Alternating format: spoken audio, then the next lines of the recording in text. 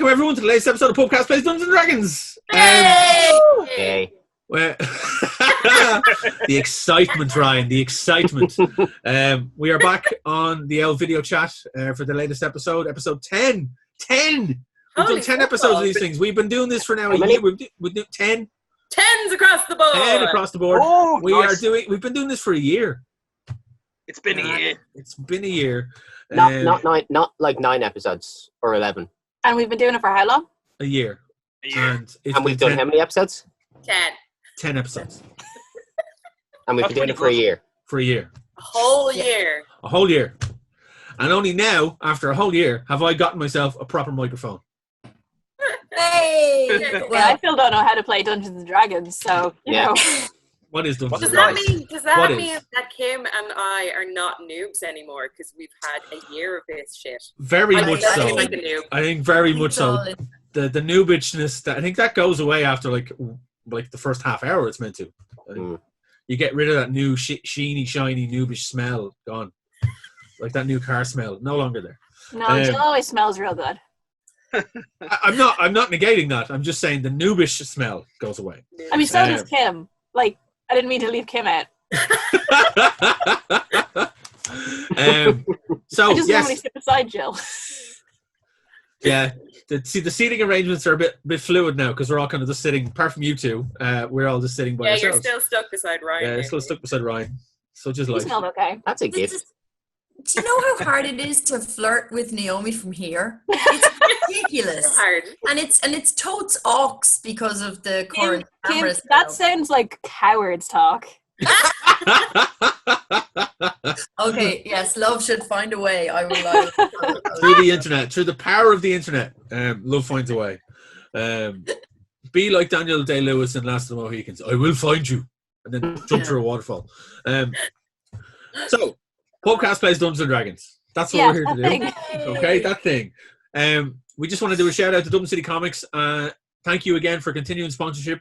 We do have more prizes to give away in this episode, and we will be announcing the winner of the Explorer's Guide to Wildmount at the break. It's a bit of a shine on the sheen there, is there?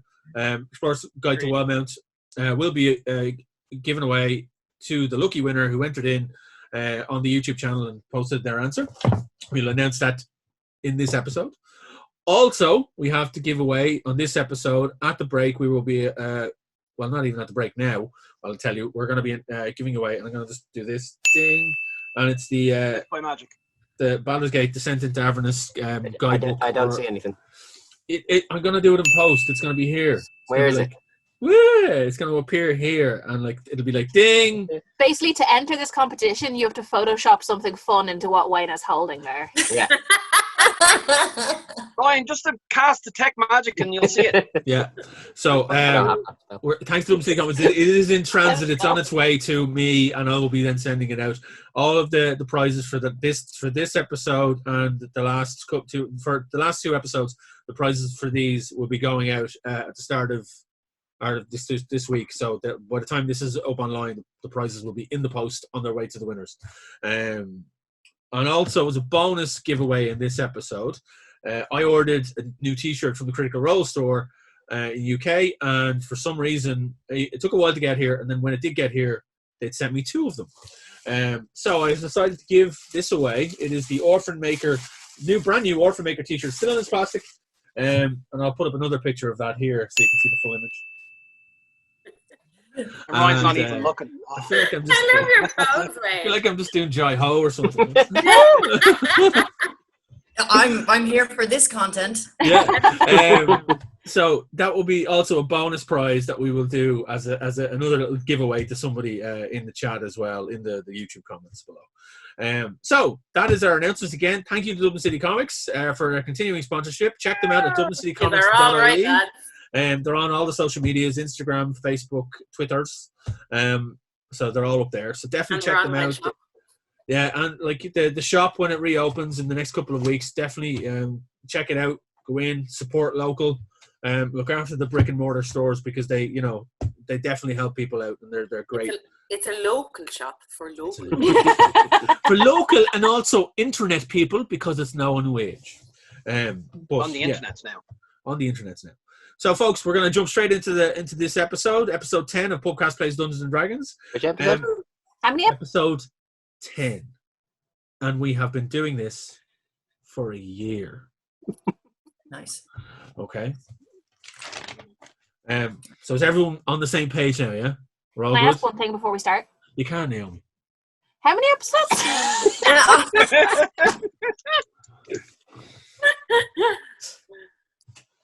This is the 10. Derek Barry episode. 10 episodes. There will be 10. They're going to impose a number fucking 10 right here. 10. It's going to be like an episode of Sesame Street. This episode of Pubcast Plays Dungeons and Dragons brought to you by the number 10. 10 and the number 1. And the word fuck off. It's just Strad, and he's like 10. Welcome to Ravenloft. Okay. Following the group's departure and escape from the City of Bones, they make their way skyward on the back of a kind of flock. What is a group of flying dragons called? A flock? I don't know. Gaggle. A gaggle?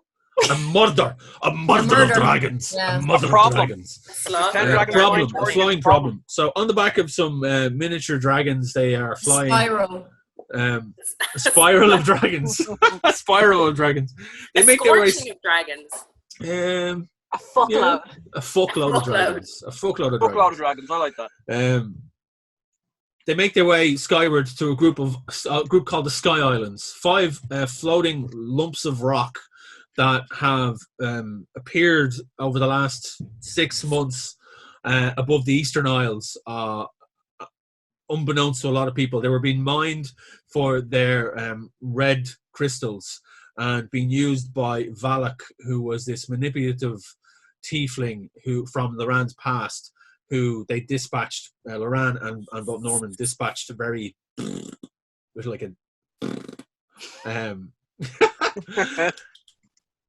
They made their way skyward towards these dragons, and that's where we catch up with the group as they fly through the kind of there's this crackling energy that surrounds these islands, and they make their way through the kind of the clouds on the back of the dragons, flying down and hovering over and dropping down onto the island and landing as they kind of all. Do the tune of Never Ending Story. Ah. That's what's playing as we're flying. Yeah. No, that's not what's playing as we're flying. No. Oh, No. well, okay. Well, I mean, Well, I could put Never Ending Story. Hang on. Can we not cantrip it? If I could find, there we go. That's it. We might get a copyright strike. Yeah. Oh, We get a copyright strike on all of our videos. Oh, What? Hey! So here, For what? That's For like what? an achievement. This is the absolute epitome of fair use, by the way.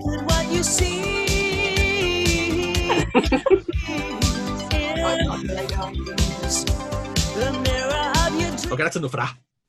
That's enough of that. Right? Let's I get think back to if this. we're on the back of dragons, very, very high in the air, I think we're holding up for dear life, going shit. Well, no, you're So in that a we don't saddle. fall. There's saddles and you're strapped Oh, there in is? and stuff. Okay, There are well, then I saddles. feel Do you a remember No, these? Loran's still shouting shit. He's not happy. I think it's happening. Probably. but just like So- that, like passing birds. Yeah. Shit. And then He's trying to command them to shit on Caw! Eddie. Caw! The seagulls are just like kind of coming. Roll dexterity to avoid the seagull shit. So the group land in as it touches down. Well, actually, no, you haven't landed just yet. As No. you're flying through the sky. You see the kind of the configuration of these islands. There is one large central island that is like it basically looks like somebody's taken this huge chunk of earth and pulled it from a planet, and it's now floating in the sky as it's got a huge expanse. And at the center of this island, surrounded by these huge crystalline red rocks, is this tall, black-stoned, quadruple-spired building. It's as gothic as fuck, would be the description I would give it. Tall, peaked spires, arched windows. It's at least 4 stories, and it has rows and rows of windows on each story.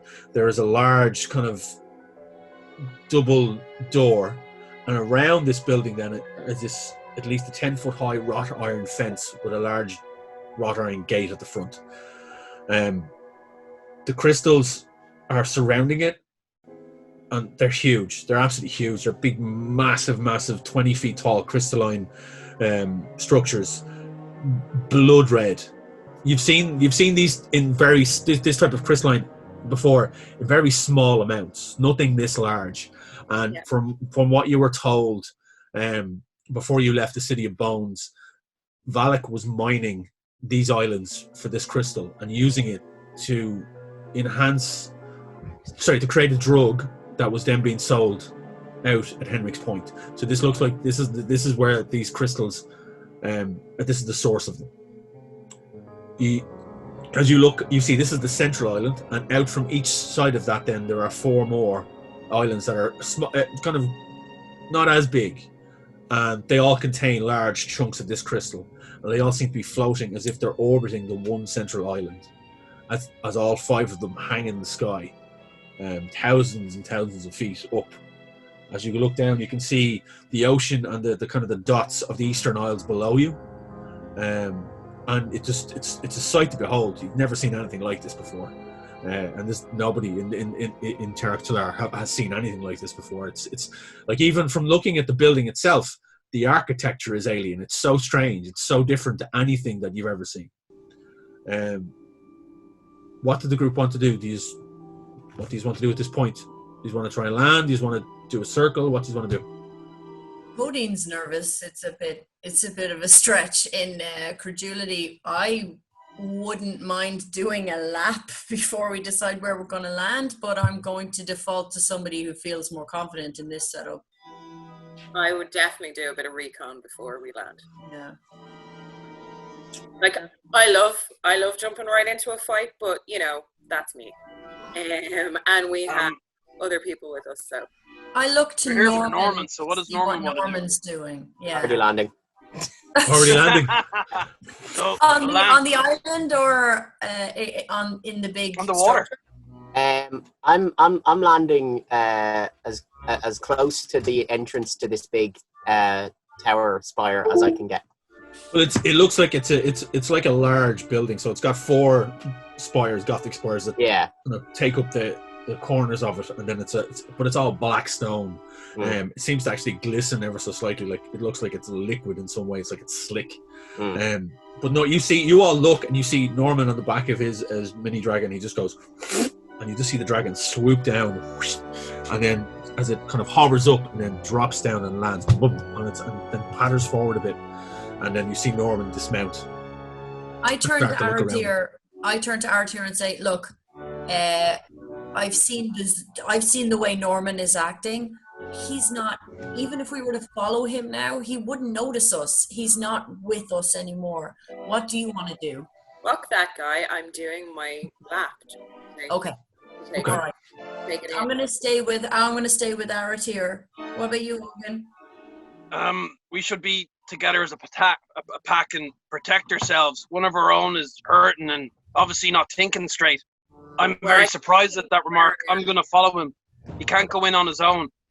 I'm going to fly down. The 2 of you look on as Ogun then swoops down. You just see this diminutive little form of a wolverine straddled into this like large saddle on the back of the dragon is quite small. When the rest of you, like, as the dragon goes, it looks like a mount as far as the rep. But with Ogun, it's like it looks like, if you look at a distance, it's like a large dragon with a small thing in the back, and it just swoops down. And they're consummate bees. Just on a side note, I would have cast speak with animal to talk to the dragon.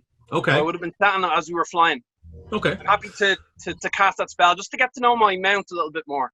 But I'm still cursing and nervous because I can't fly. Because you're conversing with the thing, you notice everyone looks as Ogun very deftly manages to just land the dragon without any issue. You expect him because of his size, and even though he's strapped in, he at the start he was kind of jostling about a bit in the saddle, but now it's as smooth as butter, like straight down, boom, and paddles in, and then just you see him start to unstrap himself and dismount and paddle up beside Norman.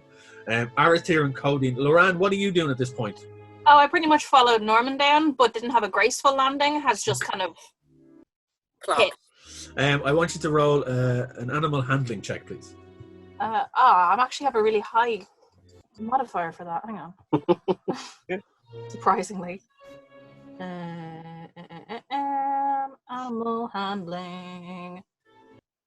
That's going to be... Yeah, it's going to be a 16. Ooh.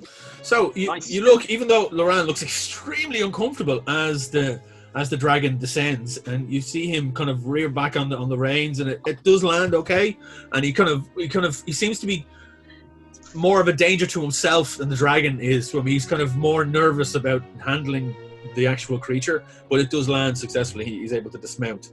He does catch his foot in one of the stirrups, or his hoof in the stirrup as he's kind of coming off, and then kind of stumbles back a bit. Yeah, he kind of moves away from it as quickly as he can. He's still a bit like... So all three, you, Aratir and Cody, and you see as the other three members of the group are now on the ground. The two of you are left hovering. Do you still want to do your circle? Yep. Yeah. Okay. The two of you make your circle. I want you to make... Now, you can do this. You can either do it individually, or one can help the other, and one can roll with a perception check with advantage. Up to yourselves. Codine's got a Codine. We're going to roll individually. Cool. So, I need you to roll a perception check, please. Okay.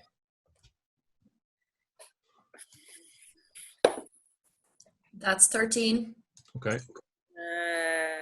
That's 20. 20. Cody, and you kind of look, and you can just see, you can make out that the building itself, it seems to be that obviously these red rocks seem to have grown around it. It's not that it was just like these red rocks are a new addition. Like the building looks like it's old. It's been there a while. Right. But to you, there's no sign of any life. It looked pretty deserted. Aratir, what you see with that roll, you notice that a lot of the windows on the front of the building, the facade of the building, the windows are completely smashed in.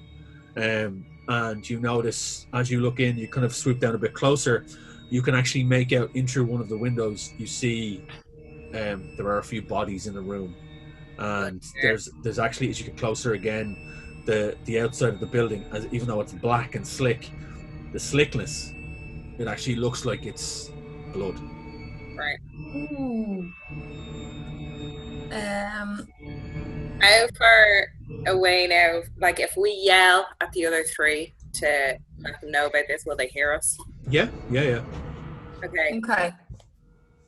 Okay. You're going to let them know where you are? Oh yeah, I'm the loud bitch. I'll holler. And you're the more perceptive bitch. Perceptive, stealthy, loud bitch. Please make a t-shirt. Please. Yes, Oh yeah. full life.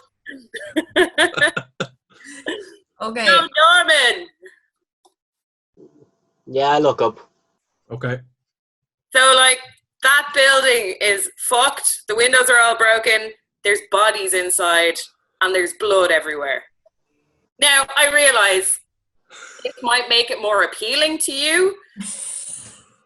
But Well, it doesn't, strictly speaking, make it more appealing, but it also does not turn me off the concept. okay, well, what I'm suggesting is, until we get back down to you, at least be on your guard. Yes, I'm sure that yelling across the sky will keep us very stealthy. No, I didn't say you have to be stealthy. I said you need to be prepared, you twat. Do you not think that now they are also probably going to be prepared?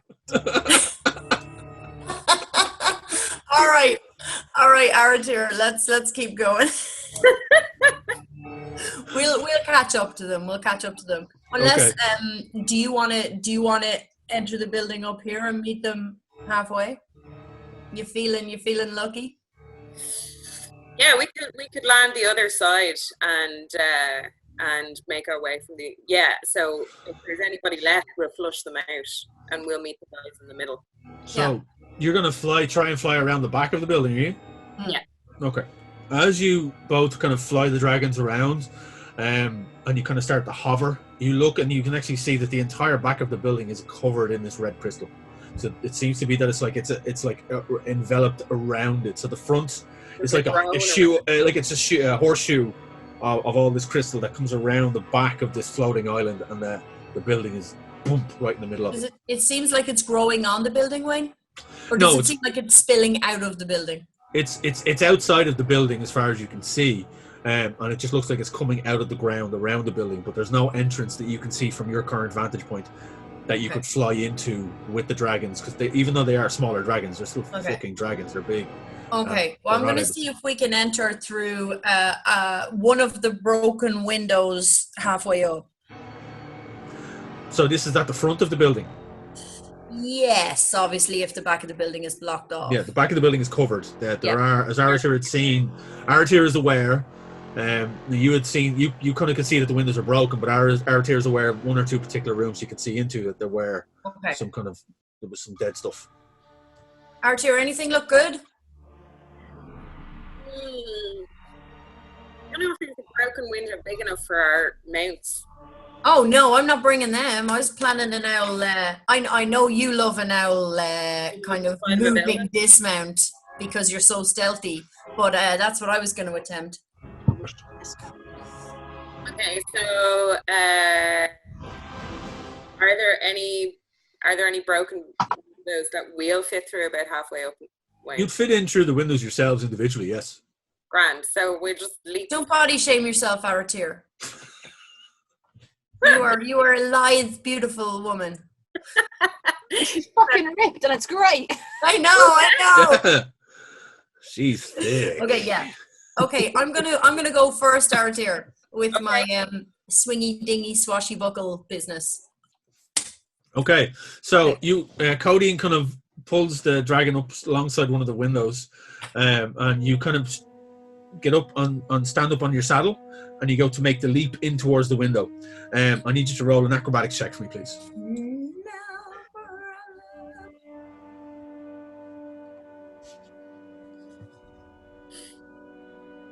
You can do it. Thank God for that modifier. That's a 10. 10. You just make it into the window. Modifier. Aratir, you look, and everyone else that can see it looks as Codeine goes to leap from the dragon's saddle. The dragon kind of shifts underneath her weight ever so kind of uncomfortably and kind of drops a bit, and Codeine kind of has to reach out and grab onto the ledge and start to pull herself up. You kind of catch your hand on one of the shards of glass on the side. And, come on, DM. Come on. Norman nudges Loran and is like, You take 1 point of piercing damage. Harsh. That is harsh.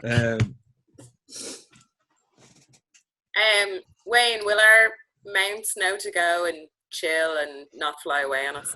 Well, as you see Codeine kind of leap and pull herself into the window, the dragon is like, and looks over at the rest of the group and kind of like, and it lands and then pads over to the rest of its kin and kind of is like nuzzling in. And, yeah. I was talking to my dragon earlier and told him that when we got there, just when we land, just to keep all the other lads together just in case. So yeah, they'll be fine. I am going to try the same move. Okay. In the same window, Aratir then kind of brings her dragon down and then tries to deftly get up on the saddle and stand and then jump. I need you to roll an acrobatics check for me, please. 15. Yeah. So the barbarian. The barbarian, half orc, no less. I am so tired of this happening. But also I love it. I love it.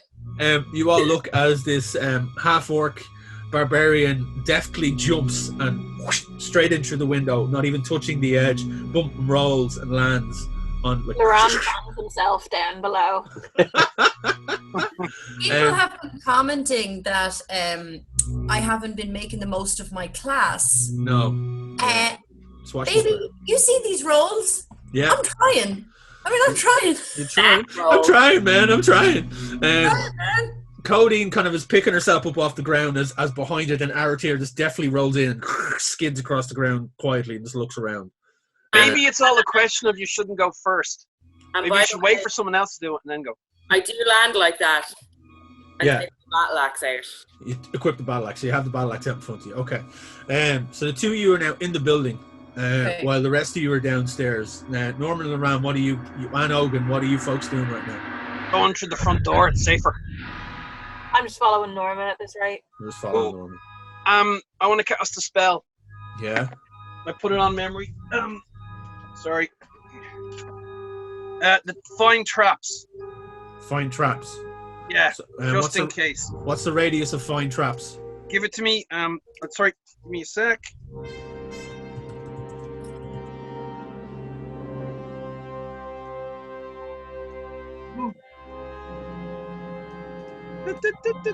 Come on, where are you? Hang on a second, I can pull it. Find traps. 120 feet, Wayne. Okay, grand so.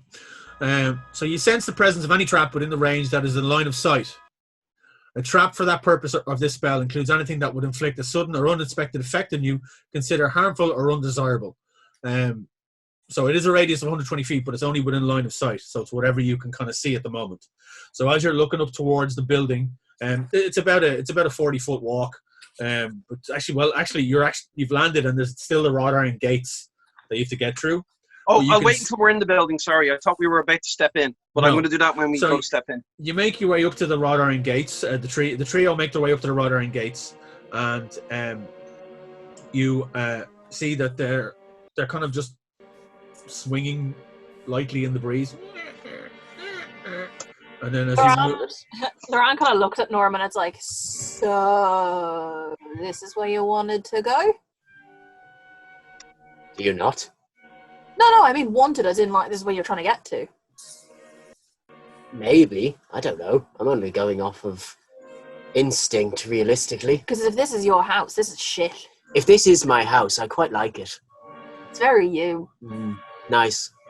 Norman, the closer you get in towards this building and closer you get to the crystals, you're starting to feel this hum in the back of your skull, like an arcane. The kind of the gates are swinging. They're still open. They're open. There's no chain or anything on them. There's no lock. So do you just want to keep going? Move forward? Oh yeah, like throw open the gates like you're wandering into an old-time saloon. Yeah. Okay. It is loud creak as the gates. The three of you march forward up towards the main doors, the double doors, which are they're easily 30 feet high. They're huge double doors that come to a point in kind of like this Gothic style shape. They seem to be actually very much, as you get closer, you notice that the doors are pretty much broken and hanging off their hinges. The wood seems to be quite rotten and aged very badly. Ogun, have you cast that spell now at this point? Yeah, when we're at the doors and I can see into the building, I'm going to cast it and quickly have a look and see if there's... As you push in, the doors kind of shift and you have to push against them as the doors kind of creak open. And the sunlight kind of... There's a crack of sunlight that cracks in and draws a line against the ground and up into the building. And you kind of look in and you cast the spell and you don't sense any traps anywhere. Right, that's good. No traps in the immediate vicinity that you can see that within your line of sight. Okay. The tree, you push into the building, and in front of you, you see basically a mess. There is a large, about 10 feet ahead of you, there was like an enclosed, what looks like some type of reception desk. Where there are multiple chairs behind it, and it's oak kind of tabling solution with like shelving on the front, and emblazed on the front of this area is a crest, and in the center of the crest there is a scales that is balanced, so it's not leaning one way or the other. And on the crest, in the scales on the left hand side is a hand like this, just a symbol of a hand. And on the right-hand side is just the kind of the outline symbol of a head, a human head. Norman, like you're looking around and you're feeling that kind of pulse in the back of your mind. You kind of feel that there's a slight bit of recognition, but you can't really place exactly what this is. There's something about this. All around you in the foyer, in this reception type area, there are overturned gurneys. There is books everywhere. There's smears of blood on the ground. Dust hangs in the air. There's like a musty, heavy smell. Like the air in here is extremely heavy. Like it hasn't been disturbed in a long while. You kind of are a bit. You're kind of wondering, have you been here before? You're not 100% sure, but there is a level of recognition about the whole place. As you look around, then I need the three of you to roll a perception check for me, please. Is it to perceive the dope-ass tune that's playing because the Bloodborne theme slaps?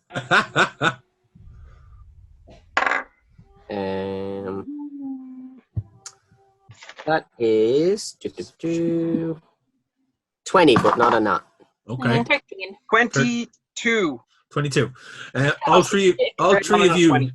as your eyes, your eyes. I think all of you have dark vision, don't you? Mm-hmm. Hey. I don't. Norman doesn't have dark vision. Okay, but even with that roll, Norman, your eyes adjust, and the other two adjust quicker. But you kind of all take in your surrounding areas. The reception area opens up in front of you. As you push the door open further, and light spills in, and it disturbs the kind of the dusty air in here. You can look around, and you see all of the destruction and the dishevelment about the place, and you start to make out bodies and skeletons, all kind of piled in certain sections. This reception area is small, but there's a high ceiling, and as you look up and look forward, you see that the corridor at the end there's no doors. The corridor breaks out from here and opens up, and you can look up through the 4 stories of the building as you see these steps on either side that kind of go up to each level, that have a balcony and a balcony and a balcony that go up to the top. You then look ahead and you can see down this long corridor, and there are a load of doors along the corridor on the ground floor. At the end of the corridor, you can just make out these huge double doors that seem to be kind of busted in and hanging slightly off their hinges. Some of the doors along this corridor are all opened out.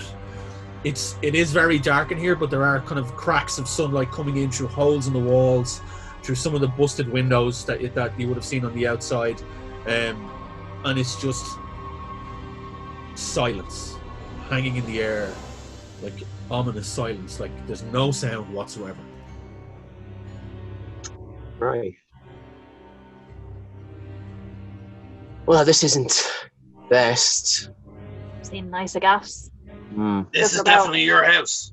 Are any of the rest of you getting that, when I tap the back of my head, the throbbing? No, just a horrible smell. Dust and decay, that's it. Does smell rank. Apologies.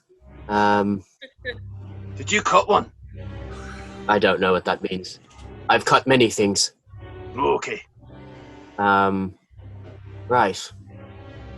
Well, this appears to me to be a reception of some sort. Does it look familiar? You getting throbbing? Like, what's it like? I think I need the fantasy Panadol. Right. Been getting Fanadol. stronger? Not since it only started once we got close. Right, so maybe that'll be like our compass. Maybe if we start going in the right direction, it'll get like... We're going to use my arcane headaches as a GPS. Yeah, pretty much. It could also be a big giant tick. So bend down and I'll check your head just in case. Could be something eating on you. I do get infestations a lot. Just have a look. Yeah, Norman bends down so Ogun can check him for ticks. Ogun, you check for ticks. You don't find any ticks, but you notice that the Norman's skin is starting to be a little bit. Not that you felt his skin before, but even when you were up on his shoulders and way back when you were in that forest together, his skin only felt cold. But now you can kind of feel that there's a bit of a give to it. It's like, it's not good. It's not good. He's gonna get all I've got the urge to touch it, but I'm not going to. Are you sure you're okay? You don't smell your usual self. As you lean into sniff, Ogun, you see something underneath the skin, like a thing go. Oh, hang on, that's happened before, right? What's happening? What's going on? It's some kind of tentacle just went back into you. That's fine. Ignore that. Because I've seen that before. That's normal. Right, that's grand. But yeah, no ticks. Just That's good. That is really really like you. the silver lining. Hmm. Well, I call this a success. Yeah, I'm quite pleased with that, actually. I don't have any ticks. Good stuff. And that has been Just Pubcast checking, Plays like- Dungeons and Dragons, folks. Thank you for tuning in. Norman has no ticks. No ticks. I can Adventure over, stamp guys. and We approve it. solved the mystery. We solved the mystery. The big bad in this campaign was ticks, and we have beaten it. 1 out of 10 druids can So say 1 ticks. out of every 10 druids. So remember, watchers at home, good hair hygiene is important, and Yeah. look after your animals. Yeah. Lyme Druids, disease check is real. your party members for ticks. Yeah. At least once a year. That's why I did it today. The rest of you, I'll get to you eventually. Jill, Yeah, before we forget, can you write down Arcane Headaches as the name of our band? Okay. Moran kind of like puts his hand like one kind of on each of like Norman's shoulders and starts to like steer him in different directions to see if the throbbing reacts different. Like No, that's good. That's good. So, Loran, do you want me to check you for ticks too, just in You know- case? you know what? Why not? While we're here, Right, I'm gonna. Yeah. yeah, no, go um, ahead.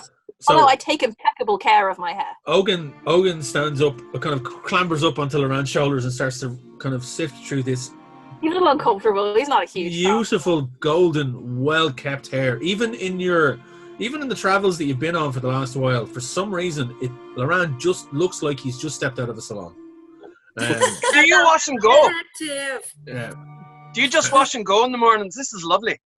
It's in the mornings. No. I have 3. I wash it 3 times a day. What product? That'll explain it. I wash once a month. I can't think of a good enough pun to answer that, but I'll come back to it. This is the content people tune in for. Hair Oh yeah, this is products the and good ticks. stuff right here. This is the Chewy good shit. grubs. This is the good shit. The trio make your way. You're kind of steering Norman in the general direction, kind of moving him forward and using him as like a divining rod with his head. Norman, you actually do feel a difference as Loran swings you off, say to the left. It kind of goes down a wee bit, and then off to it kind of back to the center. It starts to kind of pick up again, and then off to the right, it kind of dies a bit. And as you move forward towards the kind of the behind that reception cubicle area and down towards the corridor, you do start to feel as if a spindly set of fingers are creeping up the back of your skull and just trying to as if they're trying to grab the inside of your head ever so slightly, just gently, as you're being pushed forward down the corridor, as if you're going in the direction of the 2 big double doors. Are you trying to grab the? Are you having a fiddle back there? What's going on? Oh no, I wouldn't touch your skin if I was paid all the guild in the world. Sensible, honestly. This thing keeps happening at the moment and I like touch like this. I like just like reach out for my hand and I just like peel away like a strip of skin. Like, it's starting to happen. That's not. Well, that is normal for you, but does it No, grow it's back? pretty bad at the moment. You're like a sponge, Mm. so I'm worried that if I push, my claws will be like embedded in you for a bit. I feel like there wouldn't be very much give. I think they'd come out pretty easily. Not gonna, but Also, there's this weird thing where I can just take out one of my teeth. Like No. I can do this now. It's like the fly. It's like Go your back gold in. blooming all over you, like squirting. I'm That's the not disease you've got, squeamish. Global. How does Norman make me so squeamish? So, he's a dirty corpse, man. he is. Yeah. So you kind of are pushing forward. What do you guys? What do the trio want to do now? Where do you want to go? What do you want to do? That's the big set of doors. Mhm. Yeah, the closer we get to that, the more painful and weird it becomes. So I say we go that way. I have a question before we do. Yes. Is this something you really want to bring the others into? As in, well, I say the others, I mean Codeine. Oh, yeah, they're here.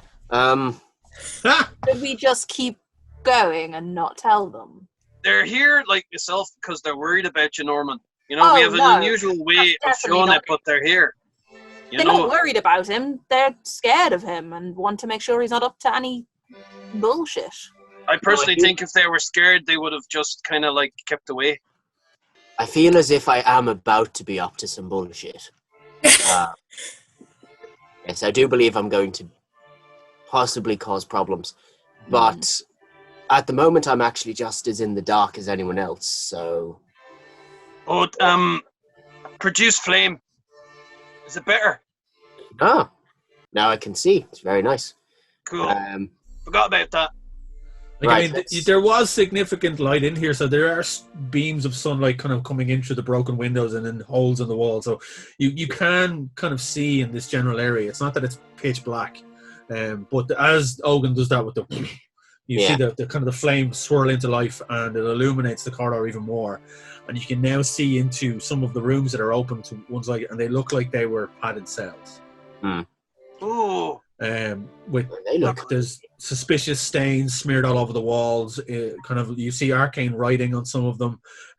There's a few of them. There are some bodies and skeletons that are kind of strapped into kind of straitjackety type devices, all lying on the ground in skeleton form. Their skulls kind of staring at the ceiling, mouths agape. There are other ones. There are bodies that are in different levels of decomposing. The stench is, you can kind of tell that the musty and the putrid smell in the air, this is pretty much the source of it. Wait, Wayne, you know that you were saying there was a reception? Yeah. Yeah. What? Is there any kind of like books or anything on that? There's books everywhere. There's books strewn all over the floor. There's paper, like remnants of scrolls, but they're everywhere. The whole place is covered in filth and dirt and rubbish and books and all sorts of debris. Right. I'm not cleaning up. No. So are we just going forth? You just missed that. You missed that. They didn't say it. Didn't see that. They didn't say it.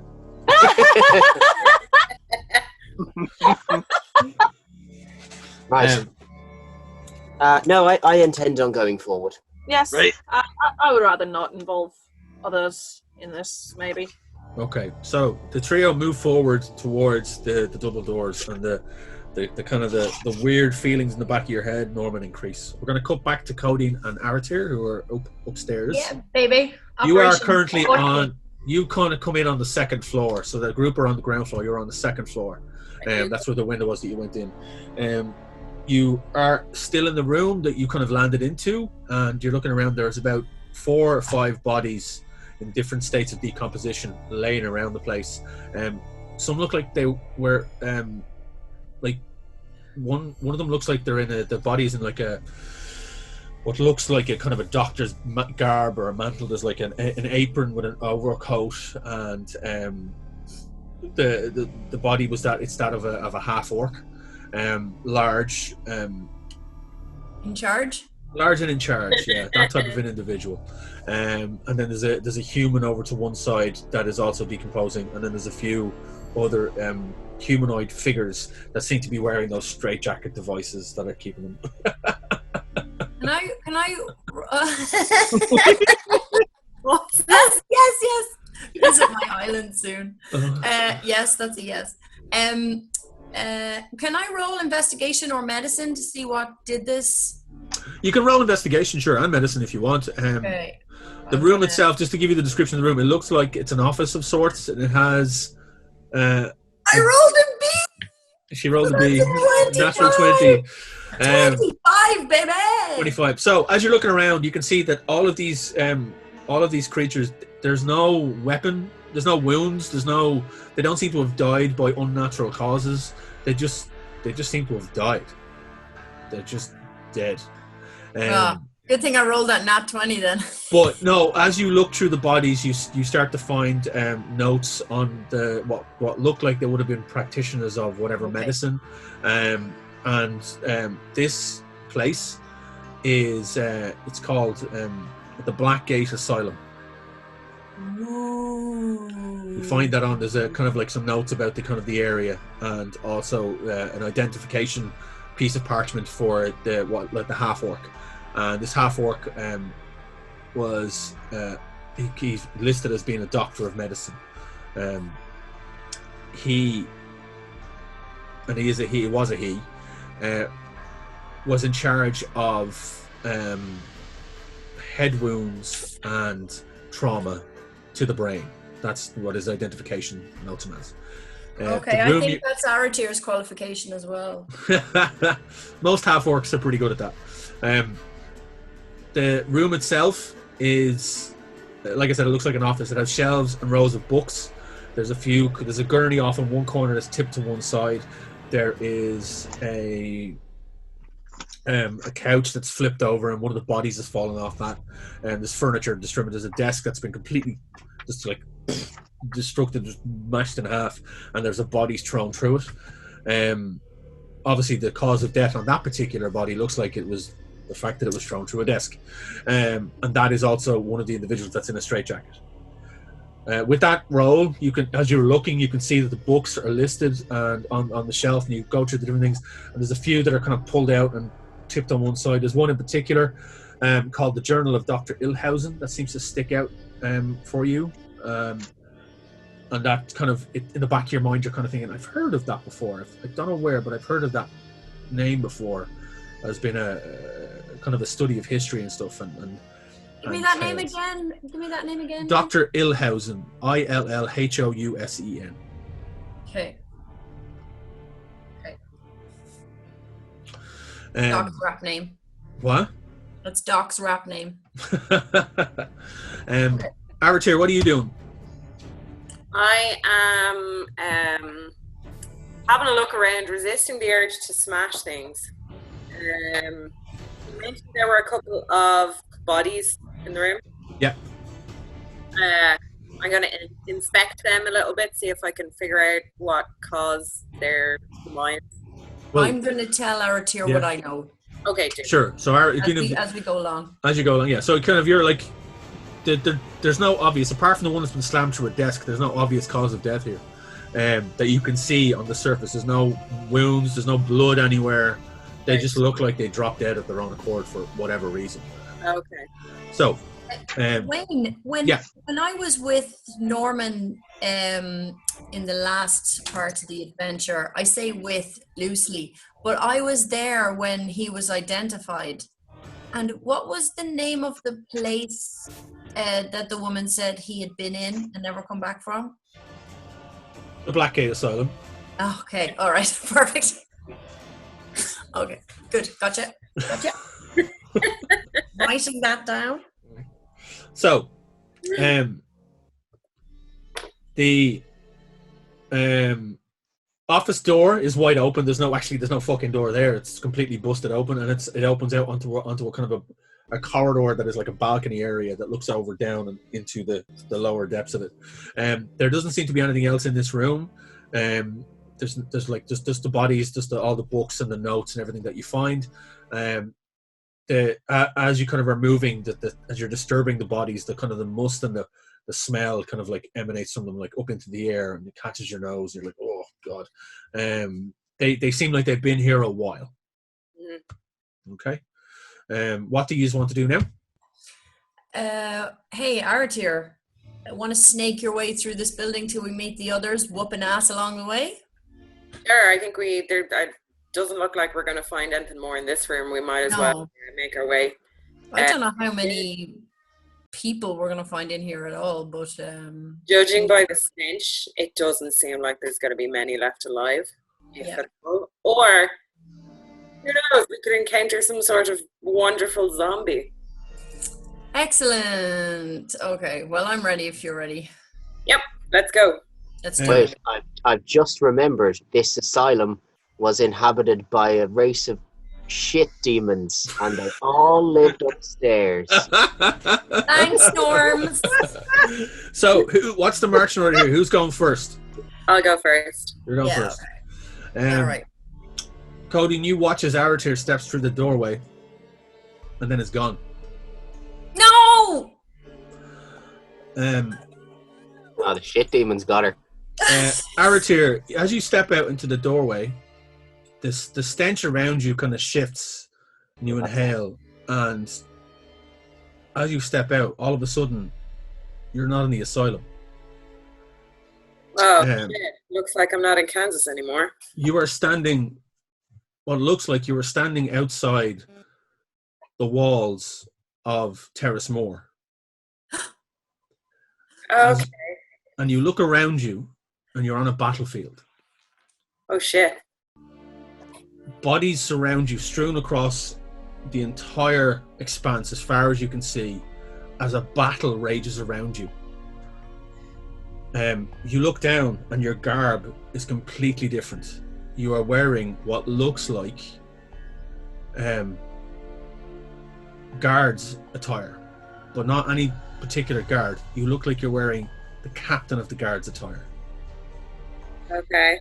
Your battle axe is in your hand, and you look up and you see these giant crystalline spiders marching over the battlefield, swiping and striking and taking out swaths of soldiers. You look and you can see amongst the bodies on the ground, as you kind of look and you start to focus on where you are, as the blaring noise of battle around you tries to deafen you to what's going on. You notice that you recognize some of the bodies. Oh shit, okay. And to your left, you see, with a large gash across her chest, lifeless eyes staring into the sky, you see Codeine. Yes. To your right, with a look of terror on his face, that would have been whatever the last thing he saw, you see cut in half, guts strewn everywhere, you see Loran. Oh, that's a good. You're in shock, you don't know what's going on. As you look further, you see about 6 feet away from you, you see Ogun being torn in half by one of the crystalline spiders. You're staring around trying to find some source of what's going on. What is this? Some semblance of hope. Is this a dream? Is it the future? Is it an alternative reality? What the fuck?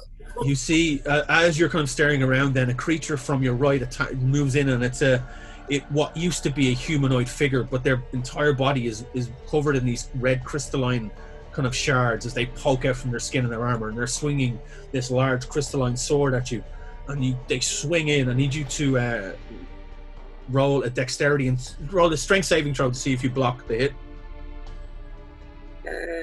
Man, this is real. 12. You bring your sword up and you block the crystalline sword just at the last minute, and you push it away. You then swing. I need you to roll an attack roll for me. Oh, Jesus. Hang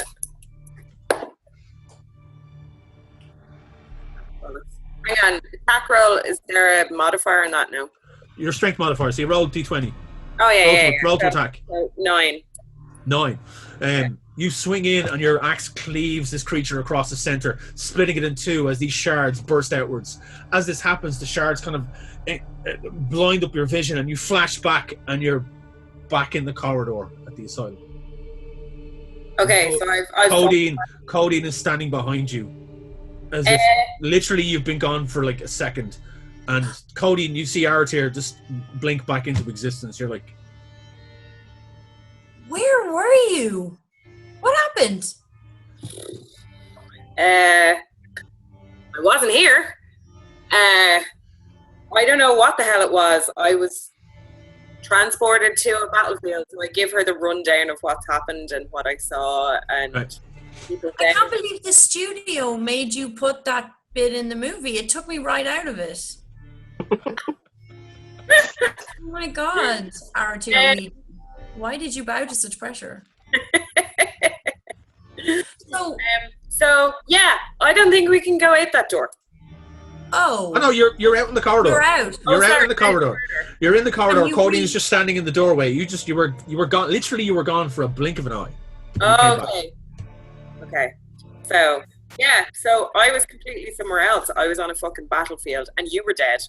And Loran was dead. Oh. How? Wow, who wasn't dead? Well, I didn't see Norman.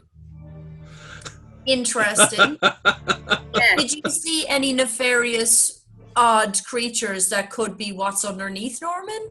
Yes, a giant fucking spider and lots of people controlled by crystals. So Sorry, you're directed by Joss Whedon and produced by John Peters. Yep. That's so weird. Yeah, the farmer. So weird. Okay, well that's with Wes Craven's Creature Shop thrown in. Gotcha. So if you had to come up with something, say we were being manipulated by this place, which I mean, it's an asylum, so it's possible. Would you say it was trying to tell you something about one of our party members, or would you say it was just trying to do a number on us? I wouldn't rule out both, to be honest. Norman has been fishy as fuck, and I mean not just the smell. I think there's something up with him, but I also want to give him a chance. Yeah. Because I'm that way inclined.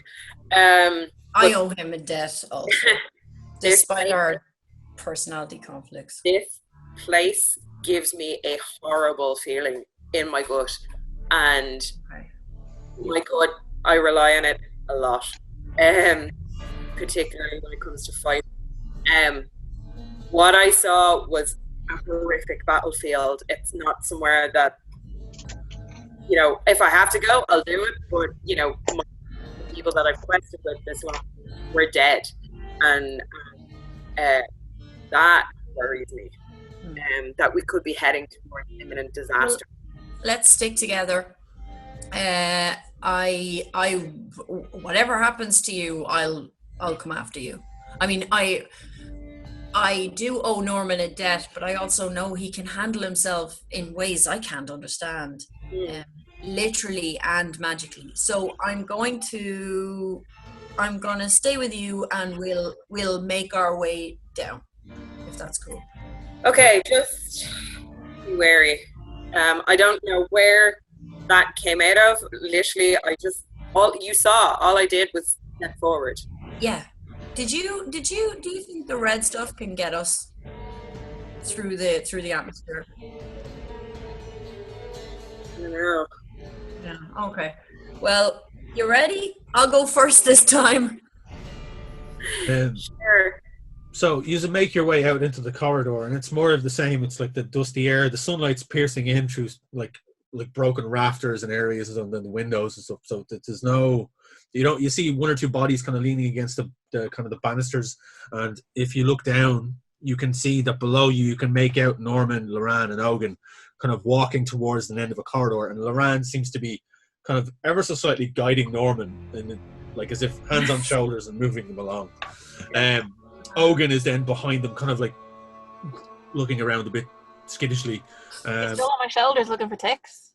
No, he jumped off because you're, you know. No, Wayne, I would have stayed there. Oh, would you stay there? Oh, okay, that's fine. You're still on. He wouldn't let him. He would shake him off. Oh, there you go. Yeah. Okay, so Ogun is. I get told not to. I'm comfortable sitting. Okay. You know. So Ogun is down on the ground and kind of looking around and you look a bit skittish as they walk past these. What look like, as you look down, you can see them on other floors as well, from the first floor, and then also on your floor. The kind of, there are cells or cubicles that seem to be open. Some of them are closed, some of them are opened, and you're looking in, and you can see that they're kind of checking them out as they go, but they're mainly beelining towards these double doors at the end of the corridor. As you look off then to your right, because you've come in on the left side of the building, you look off to your right, and there are a set of stairs that spiral down into the ground floor area. Okay.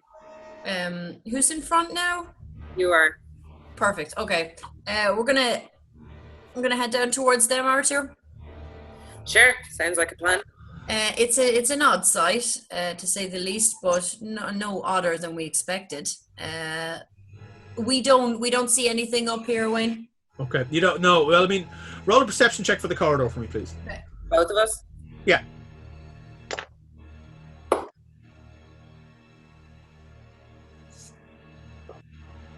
That's a 12. Okay. That was 17. 17. As you're looking around, you do make out other kind of offices along this side of the corridors. Some of them have their doors closed. Some of them have no doors at all, and it's just debris and dirt and books everywhere. There are more and more, as you go through, there are more bodies. More now you see are patients, what would have been patients rather than like medical staff, a few bodies of what you make out to be orderlies, but there's no other real anything up here that's kind of grabbing your attention that you can see anyway from this particular vantage point. Mostly you're looking down and you can see the trio making their way down the corridor. I'm going to cut back to the trio, and you have just made it up to the doors, the double doors that are hanging off, kind of ajar, barely hanging onto their hinges, creaky, and the wood is rotten. What do you want to do? Squeeze through. Go in. Want to push through? Yeah. Yeah. So Loran kind of guiding Norman and kind of shouldering in on the door, and you push against it. Ogun helps and pushes against the door. Kind He of uses Norman to break the door. Battering around. Open the door. The door kind of like, as you're all the trio are pushing against it, the door kind of. Oh, just thought it was like a battering ram. You can feel that there is something behind the door, and the door kind of goes, and you push it and it moves in. And you walk into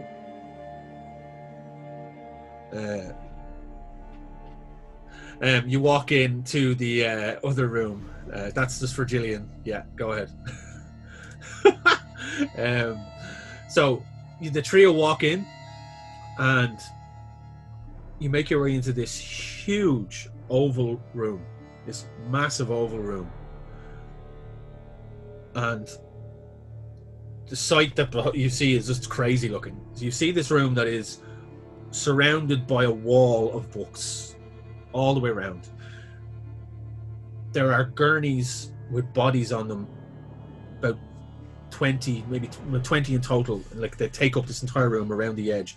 The thing that was blocking the door was an overturned gurney. There are bodies everywhere. In the center of the room, there is this huge desk covered in books. And behind the desk is a large leather chair. And in the chair you see a decomposed skeleton that is pinned into the chair by multiple blades that are stabbed in through its chest. The skeleton is kind of back and its head is looking upwards and its mouth is open as if it's staring straight up at the sky. Norman, as you enter this room, the back of your head is like, and you can feel this set of hands just grasping at you and starting to pull ever so slightly. Loran, to your left, you start to hear a whispering voice, and you are pulled to kind of let go of Norman, and you find yourself drawn to an overturned gurney about 10 feet away, as it seems to be like calling for you. You just hear, Loran. You're like, I've fallen for this bullshit before. You find yourself uncontrollably drawn to this particular section. The voice is familiar and comforting for some reason. You don't feel threatened by this. And Norman, your head is just pulsing and pulsing at this point. Ogun, you start to hear whispers as well. A voice that also sounds familiar to you. It's like a voice you remember, you try to remember because your memory is fuzzy at best. But this voice... I'm on a lot of drugs. It pierces through the veil, and you just hear one word, said in a gruff voice. Brother. And that's it. I start looking around and start focusing on the bodies more and kind of turning over bodies. Okay, so the two of you see, like, with Norman, in between all the pulsating in your brain that is now starting to become a piercing kind of like pain, and Loran, even though you're kind of distracted to whatever's calling your name off to the left, you see Ogun kind of starting to skitter around the bodies and starting to turn them over. Yeah. Loran, I need you to roll a perception check for me, please. Okay. Let me just go back to my stats. Plus 3. It's only a 10. 10. You kind of move over uncontrollably, move over to the gurney that is next to you, overturned, and you look down and you see a name tag on the end of a body that is kind of taped to it. And the name on it is Alistair McRae. Okay. And as you draw close, there are a collection of books next to it, kind of turned over, and there's one in particular, a large tome with arcane writing on the front of it, that the whispering seems to be coming from that book. Okay. I need you to roll a history check for me as well, please. Okay. History check. Let me just check my modifier. History. 19. 19. You remember that, actually, no, were you there? Were you in the corridor? I'm trying to remember if you were there, but I don't think you were actually in the particular corridor, but you all discussed certain things as you flew here, and the woman that thought she recognized Norman, between the group that you discussed through the flight and Norman was speaking to you, you remember that she called him Alistair. Okay.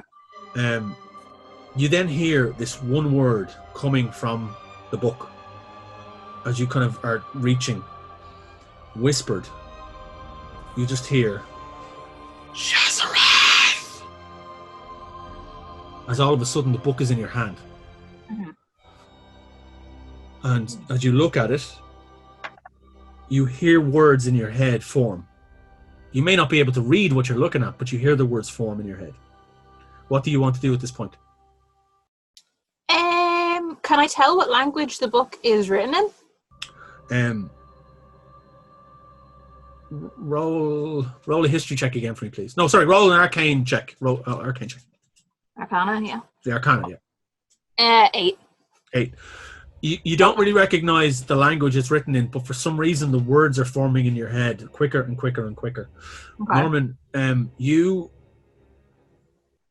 start to feel this pull at the back of your head, and just Lorraine, go ahead. What are you gonna say? This harks back to something a while back. Does what's in the book look similar to the book that Norman gave me at Christmas for Secret Santa? The writings look exactly the same. Okay. And thank you for reminding me that, because I'd actually forgotten about that. So the writing looks exactly the same. The script looks exactly the same. There are diagrams that match up to exactly what Norman had given you. Okay. Norman, you start to feel this pull at the back of your head, and then there's a loud ripping sound. Just as Codeine and Aratir make their way to the doorway and push in, as they see Norman and the back of his head completely burst open. And in front of you all, you see this inky black tentacle creature with one bulging eye that is flitting back and forth of you all. As it hangs in the air ever so slightly, the tentacles shift and ride as this kind of black ichor slicks down its skin. And then all of a sudden, it is pulled straight between Aratir and Codeine as they duck out of the way, as you see this entity fly past you and off down one of the corridors. Norman's body flops down.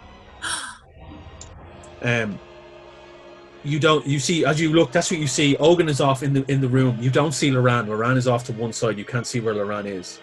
Right.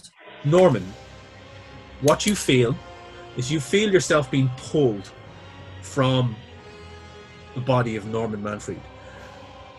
As you kind of, your essence gets pulled together into this one form as you float and see the group around you. And then there is this tugging on you, this need to find a housing, find something to contain you and keep you going in this plane of existence. As you feel yourself being pulled forward and past Aratir and Codeine, you shoot through the corridors of the asylum and down, kind of half guiding yourself. You can kind of feel where you need to go. And you go down deep and you find yourself floating through more corridors, zipping, boom, boom, boom, boom. And you burst through these double doors and into a dimly lit room. And you're hovering up in the air, looking down on 3 different gurneys as your tentacles float around you. Your eye flicks back and forth, and you see 3 bodies in front of you. You see the body of a female elf, a large, burly human male, very muscular, and the diminutive shape of a female gnome. Oh, let's see you. And you're left floating there, and you know that you need to find somewhere to contain yourself before you're blinked out of this plane of existence. This is going to teach us a lot, Norman. Norman, do you wish to make a choice here, or do you wish to make a choice elsewhere? How would I know, at kind of a quick, kind of hurried glance, how old are these bodies? How far along are they? Roll a perception check with advantage. It's a 17 is the highest. These bodies in particular, these 3, you instinctively sought out the freshest that were in the building. And you know that all 3 of them roughly have died within the same time of each other. They also, somebody had already started the process of cleaning them, getting ready from embalmment, all that type of thing. They were being cleaned and prepared, so they are as clean as they can be. The freshest with that perception check would probably be the human male, the large one. But not by much. The other 2 are pretty fresh. And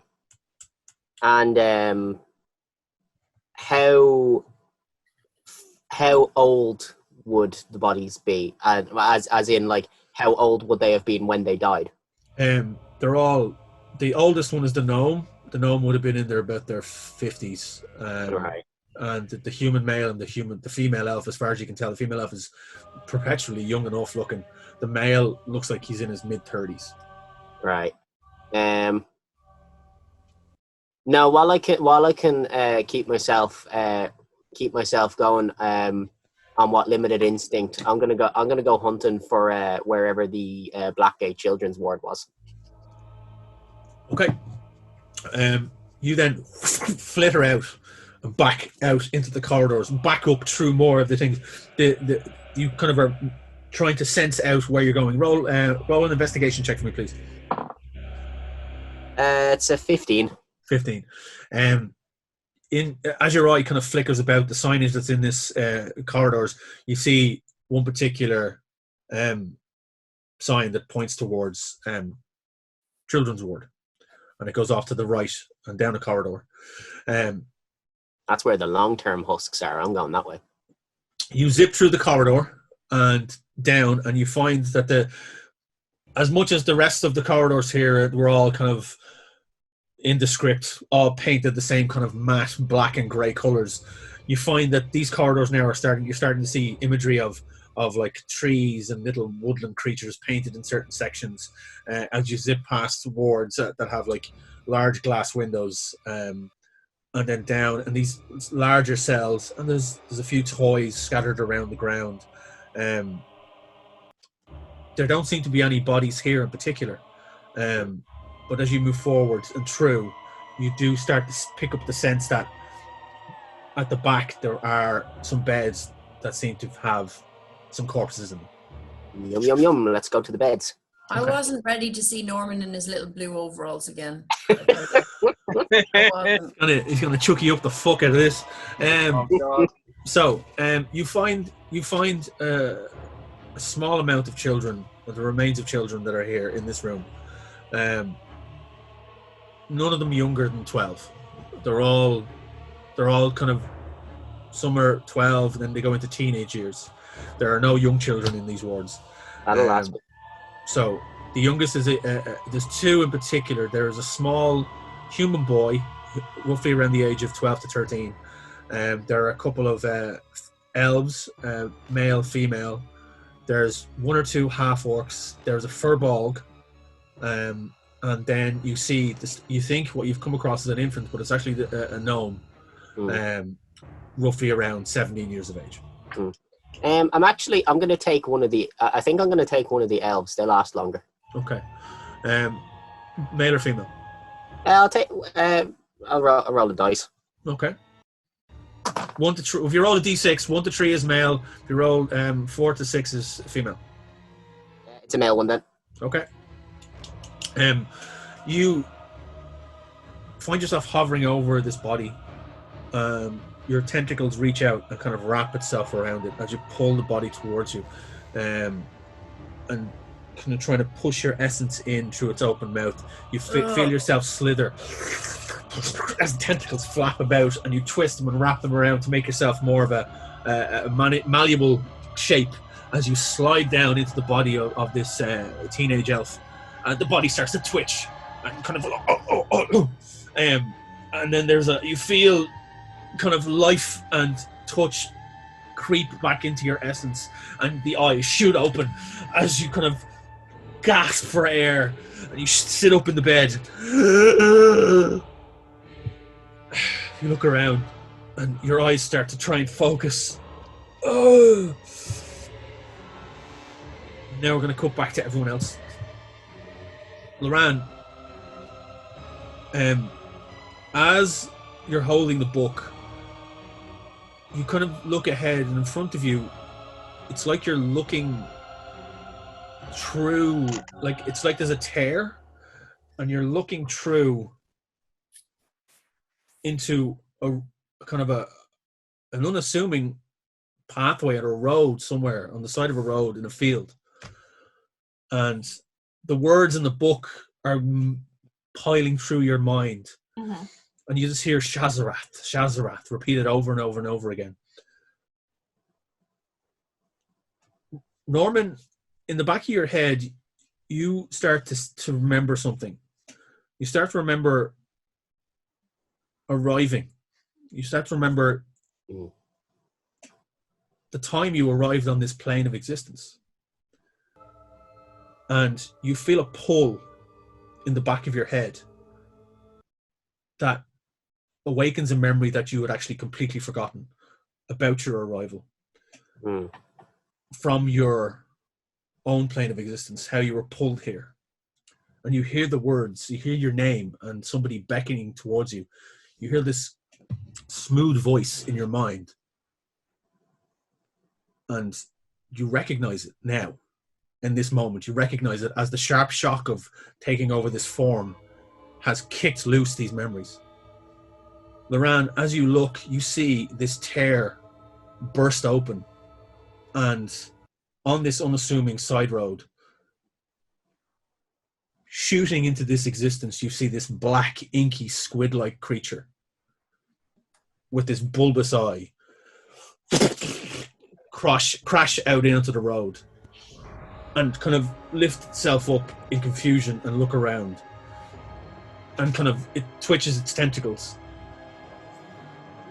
and then turns and then looks directly at you,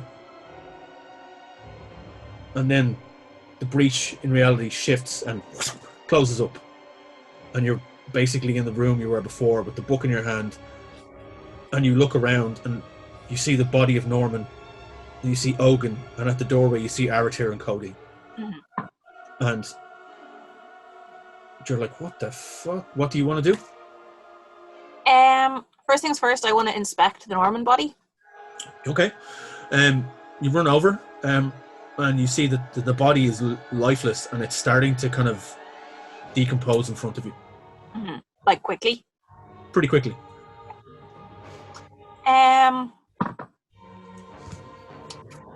So I didn't witness the expulsion? No. In the room? Okay. You didn't see it. You were too kind of focused on this particular moment. Can I pipe up and talk to Loran? Yeah, if you wish. She may not want to hear it, but Moran, did you see what happened to Norman? No, but I'm going to probably blame you. Yeah, I understand that. We saw a black creature evacuate Norman's body and fly out the door. That door. Which way did it go after? It was incredibly fast, so I didn't see, but we could head that way if you want to. It was very, very strange, but Can you explain to me, like, second by second, what happened over the last, 3 minutes? Okay, so Norman was Norman. His body was not doing great, even by Norman standards. Yeah, it hasn't been good the last while. Yeah. Then a black squid creature with a giant eye, which probably revealed something about the DM, but flew out of his body. Like it rejected his body as if it was a host or a husk or something, and flew like on a quest out this door. Like just absolutely disregarding everything around it. It wasn't engaging in anything. It seemed to be on its own path. It was very fast, and it's going somewhere. I think it may be what we think Norman is. It was so fast I didn't even get an opportunity to swing at it. Yeah, it was so fast that I didn't get an opportunity to swing at it as a swashbuckling rogue. Right. So, You're notorious. we're used to Aratir being faster and more dexterous than me, but let's just pretend I can do those things. So Loran, it didn't hurt us, it wasn't interested in us, but I think that's what Norman is. Yeah, that seems about right. You wanna go find it? If I were to, let's see, think like Norman. Norman's tactical. You're the voice as well. I must find something else. Yeah, he's probably... Hey, Ogun, you're good at smelling things. I'm currently, flipping over bodies looking for something. Yeah. I've been totally oblivious to what you guys have been talking about. Ogun. I'm wondering something. Ogun. Still going over to another body, flipping it over, and like, ugh, he needs me. Where is he? You want to go over to Ogun, do you? Yeah, I want to pick him up. Okay. Loran walks over. Ogun, you feel Loran's hands come around your shoulders. I kind of turn, and the words out of my mouth is, I've got to find him. He needs me help. What? What? Yeah, what? What's going? Why you pick me up? You smell good. Not you. I'm not complimenting you. I'm saying. Oh, thank you. I'll take any compliment I can get. Yeah, I do. I've got a nose. Okay, right. Largely like Norman, except instead of using the throbbing headaches, we're going to use your nose. All right. Can you smell for the least disgusting bodies in this area? Can I win? Can you what? Smell the bodies? Can I use my... Well, hang on. Give me a sec. Like, I might have a... No, can my nose kind of work out in which direction Norman went to? Yes. So if you roll a perception check with roll perception with advantage using your nose. Okay, hang on. Roll. I'll use my hand. It's not going to work, Wayne. Roll with your nose. That is 15. 15. Ogun kind of starts to sniff the air, and he's like, and you kind of feel that he went back down the corridor where everyone saw him go. So you start to kind of wander out, and you see Ogun kind of make his way out ever so slightly and start sniffing the air, and he kind of looks off to his right. And you sense that he went down a right corridor and down again, and you kind of start to follow his general direction. For the record, I've also put the book in my satchel. Okay. So, Ogun, you are kind of sniffing the air as you walk down the corridor, kind of going off to a corridor down the right. Loran is in tow. Aratir and Codeine, what are you doing at this moment? Following? Oh, yeah, I'm following. You're going to follow on? I consider myself to be in the gang again. Well, you consider. No, I do, Loran. I didn't. I know how you feel. Well, do I know how you feel? I know how Norman feels. Yeah, Loran's a lot more passive aggressive. Yeah. A bit more shade, side shade. Norman is just aggressive. Aggressive. That's the name of our metal band. So you're kind of walking through the corridors as you're following Ogun. The stillness seems to be just closing in around you. You turn, you go right, you go left, you go down a set of steps. You find yourself in front of a sign that just says morgue. Good. And the silence is deafening. It's just, you just hear as Ogun sniffs the air in front of you. Mm-hmm. It's a lot more clean in there. You pass by a room on the left hand side where there's double doors that have been burst open, and you look in and there's 3 bodies laying on gurneys. Female elf, human male, and a gnome. There's a kind of an acrid stench in the air, Ogun. You sense this, and as you're following it, you can smell it. It's starting to get stronger, and you follow it down another corridor. It's the gloom is starting to follow in, because you're kind of deep. You're underneath you're in the basement area, so you're no longer kind of up where sunlight's streaming in, and there is a gloom that's kind of enveloping the group as you walk through. The smell is getting stronger in your nostrils, Ogun, and it's kind of a smell. It's a more pungent version of the way Norman would usually smell at this point, and you find yourself coming towards what is the children's ward. Mm-hmm. And as you walk in through its double doors that are kind of swinging back and forth, and you kind of push ahead, you see ahead of you standing in rags this thin, kind of teenage-looking male elf child, teenager, standing there kind of just like examining their fingers and sniffing and looking around as if the look on their face is just as if they're just trying out their eyes. Like it's like they're trying to figure out how their eyes work and how the rest of them works, and they're just like, wow, like they're just breaking in this new skin suit.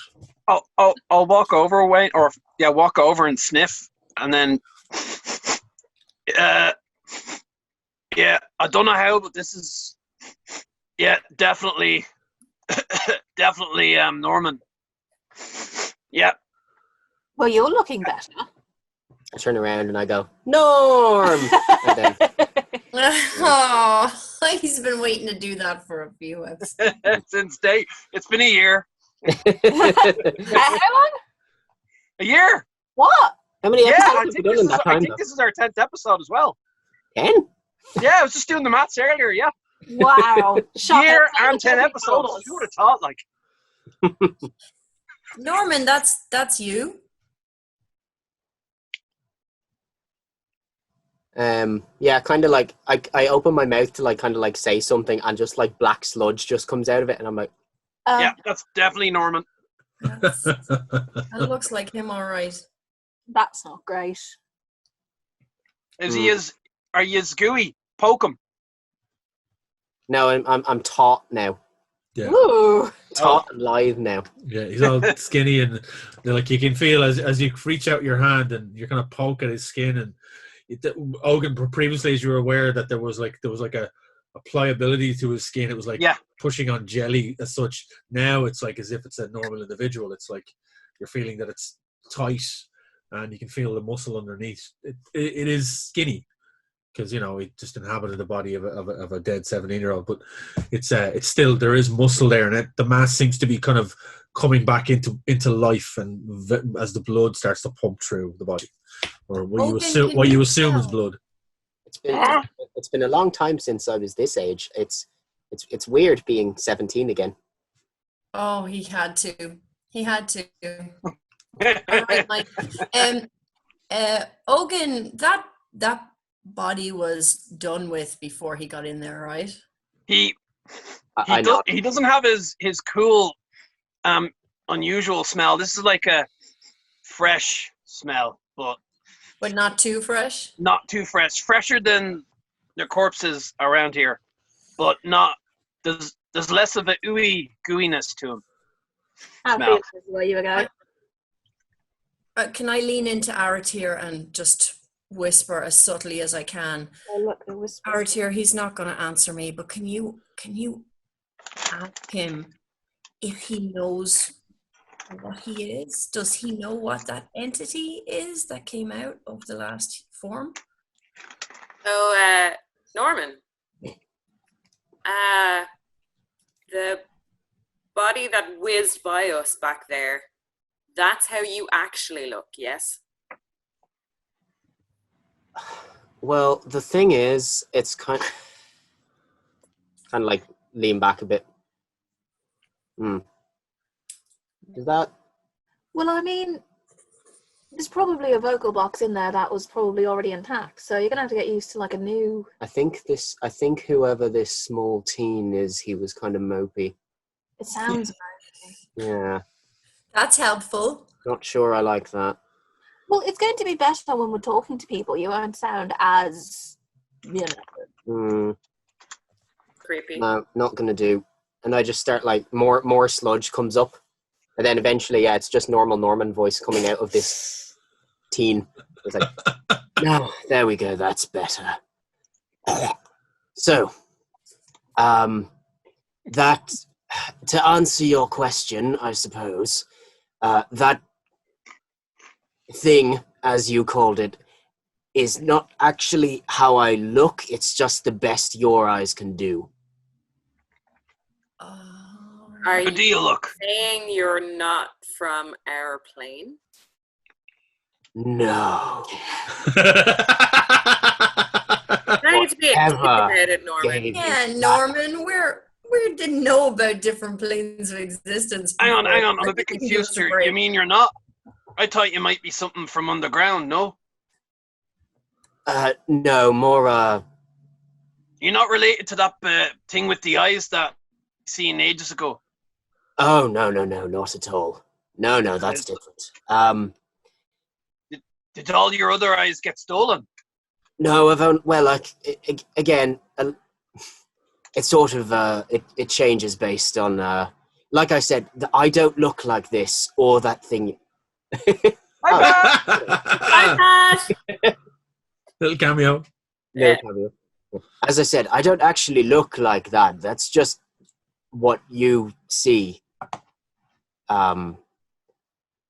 This whole having a form thing is still relatively a new concept, as far as I go. Okay. Usually, Must be weird to be not in your natural body, and I'll start licking myself when. You remember what your natural body is, Norman? I don't really have one. I kind of just exist as thoughts. So Yeah. your previous excuse for a human body, where did you pick that up? As far as I know, it was here, and I don't think I picked it up on purpose. So we should keep exploring in here, right? Most likely. Might help a bit, get some bearings. Starting to put things together. Do you remember what your purpose was coming to this plane?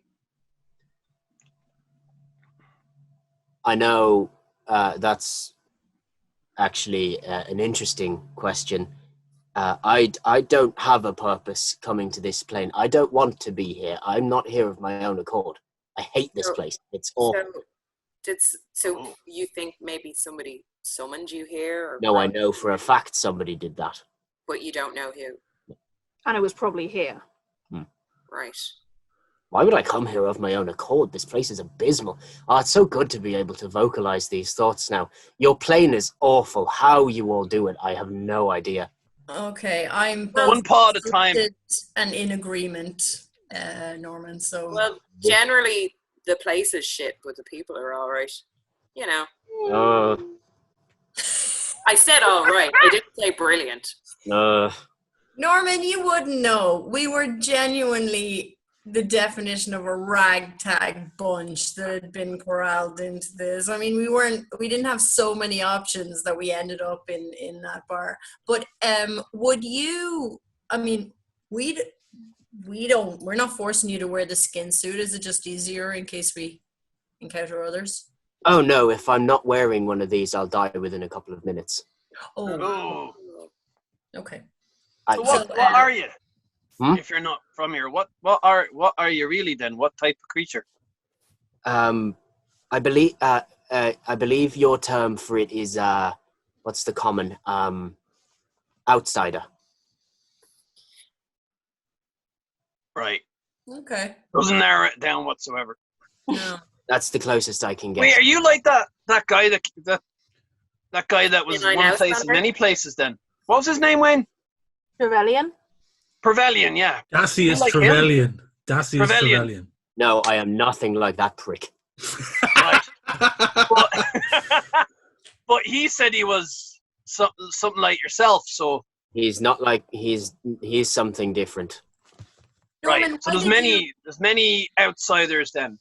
Oh, there's a lot of different kinds. Oh. Yeah, that nice cowpoke we met was Not an was outsider. Oh. Norman, what would Trevelyan have on you to force you to be in this group in the first place? He didn't actually have anything to force me into it. I was just coming along for the ride, so to speak. At that stage, the body I was wearing was only a few days into it. I didn't know what I was doing yet. Okay. Well, I'll tell you, we're muscle for you now. Whatever you've got to do, we've done some good for the world so far. What it's worth, I'm here for you. For whatever as much as you like the campaign is. As much as you don't want to be here, you're part of the pack while you're here, so we'll help you. Oh, my goal extends solely as far as getting home, and I will do all that I can do towards that end.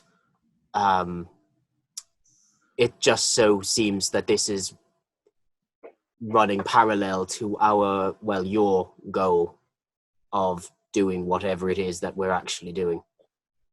I can barely remember at this point, Norman, to be honest. I think we were just coming to help you, to be honest. I wasn't paying attention from the get-go. I just want to go home. So the trajectory from here seems we scout out this incredibly creepy asylum, find out how and why this happened, and maybe figure out a way to make it unhappen. Yeah. Yeah. Loran, did you know about Norman's true form at any point along this? Not exactly. No. I mean, there were suspicions about... I mean, come on, did anyone think he was, like, a guy, really? I did. I just thought he was having a bad day. Many of them in a row. Many of them, yeah. And that he smelt funny, and that was it. I'd piece some things together, but this is all new. Okay. Interesting having a whole brain again. I can't relate. Been missing a lot of it for a little while. But anyway, I should at least get enough time out of this one before it starts to rot, so... Yeah, let's get going. Whatever... How long you got in your body? How long usually before you go? This is only the second one I've ever done, so I don't actually know. Well, The last one, considering he only had the last one a couple of days and has had it the entire time we've been together. Plus, that wasn't exactly fresh when he picked it up, I don't think. No. Right. No, yeah, I could have told you from the odor at the beginning. Now I'm going to open up a serious can of whoop-ass on whoever bound me into that one. Yeah. Right. Okay. All right, where to, Norman? Where to indeed? Are the headaches still there? Are they? You sense the arcane energy in the area, but you're not getting the on the fingers. Not there. Has anything looking at Aratir and Codeine specifically. On your little jaunt, did anything happen to you? Yes. Yes. Interesting? Sorry? Encounter anything interesting? All I can say is I was transported somewhere. Yeah, I saw Aratir walk out a door, disappear, and reappear seconds later. If there's a portal or a rip in existence. Yes, that also did happen to me, now that they say that. I felt like I was gone for a lot longer than seconds. I was transported to a battlefield. I was wearing my neck of the woods. I was wearing Captain of the Guard's armor, and some of you were strewn around the battlefield dead. Oh. Which ones? Codeine and Loran. You also saw Ogun get ripped in half. Yes, well, Loran and Codeine were already dead where I got there, wherever there was, and I witnessed Ogun being torn apart by some very horrific foes. You were also, if you were aware, you were basically outside the walls of Terrace Moor, the capital city. So I recognized I was outside of Terrace Moor. Yeah. I also appeared to be outside Terrace Moor. So. Well, a couple of things to unpack there, and we'll get onto yours in a second. But a couple of things to unpack there. First of all, I wasn't present, so that's good. What killed them? It was creatures who were. Hang on, wait. It was creatures who were bad with the red crystal. So there were a couple of different spider things. Thingies. There were giant crystalline spiders, multiple ones, all kind of climbing over the battlefield, stomping through, ripping swaths of enemies apart. Then there were the soldiers that we were fighting were covered in these crystalline red crystals across they seemed to be protruding from their bodies, piercing through their armor. So all the foes seem to be fueled by those red crystals. I take out the spider talon that I have from way back when. Yeah. That building. Yeah. And hold it up.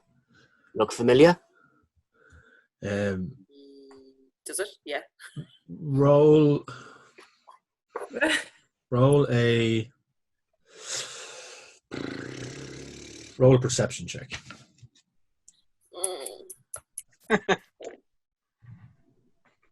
12. To you, it does look like a spider claw, and there are certain elements of it. It's like it's a miniature crystalline, simple thing that looks like it. Yeah, there is a kind of similarities. Not exactly like, but there are similarities. It looks similar to what I saw in my vision or their realm. I don't know. It felt it was so real. Somebody came at me and I had to dodge them. Like if I feel that if I hadn't dodged them, I could possibly have died and would not have come back to you guys. Whatever was happening here, the veil between planes is thinner than in many places. That if I don't believe that I'm the only thing that was pulled through. I don't think I was intentionally pulled through. I think they caught me by mistake. Loran. You're a dolphin in a tuna net. Yes. More of a squiddy. Those are things that exist. Let's walk and talk. Yes. Because there's a lot of ground to cover here. I want to hang at the back with Norman a bit. Okay. It's like, what direction are you going in? Are you making your way back out to the main area? Are you going back to the big oval office area? Where do you want to go from here as a group? Where do you want to travel within the asylum? I would. Norman. But they're at the back, so we're not following them. Yeah, we're just going in a direction. I think we should go up. I also think we should check the rooms as we go. Mostly corpses down here anyway, but yeah. Is Really? there a map anywhere? Possibly. Would there have been one maybe in reception? That's normally where maps are kept, right? If it was a tourist attraction. Yeah. Let's head back. Still, are here. mostly corpses. Another band name. Write that down. I prefer arcane headaches, though. Yeah. I think we should head up. Okay. Purely because I think if there's anything really dangerous, they're going to keep it higher. Norman, do you want to go back to where we were, where we noticed Aratir's That's apparition? Yes, I think that would be wise. Yeah, mine happened back in that room downstairs. Okay. So we could go down there if you wanted to check that out. But it's actually up. So the room you're in is up because you're down. Oh, You went down, and the children's ward is kind of down and at the back of the asylum. So you have to go back up. What you're saying is that's the only way? No, not Oh, necessarily. you didn't get the reference. Don't mind him. No, I didn't. You The got a only case way- of up dog. The only way is up, Up, baby. baby. You and me now. I'll mute my mic for 20 minutes. Sounds like you've got a case of up dog, Kim. I think so. Hey, turn. What's up? Oh, no. Nothing, dog. What's up with you? I broke one. Ligma. If you need, I can get my son back to tell us a few more of that quality. Okay, what are the group doing now? Going up. Yeah. Going up. Okay. Yeah. So you make your way back up towards the corridor to the large oval room, where Loran had whatever kind of a vision that he had. Loran, anyone that wants to check or do an investigation, roll an investigation check. Yeah. Loran and Norman, if you're looking for the magics in the room or looking for kind of any residual energy, roll an Arcana check, please. I'm not. First, I want to ask Loran what he saw. Cool. Yeah, I'm going to take him over to the gurney that I found, kind of separate to the group. Okay. My investigation check was a 10. Okay. My investigation check was at 23. Bye-bye. Okay. 23. Darren, did you do anything? Ogun's just, kind of just chilling with the group Okay. and letting them do stuff. So, Loran, floor's yours. What are you telling Norman? I take out the book that I found. Mm-hmm. Yeah. But I also take out the book that he gave me a good while back. Yeah. And is like, so this whole thing, have a bit of a... I look at the book and I'm like, huh. Shazarath's not exactly your god, is it? No. Uh-huh. Okay.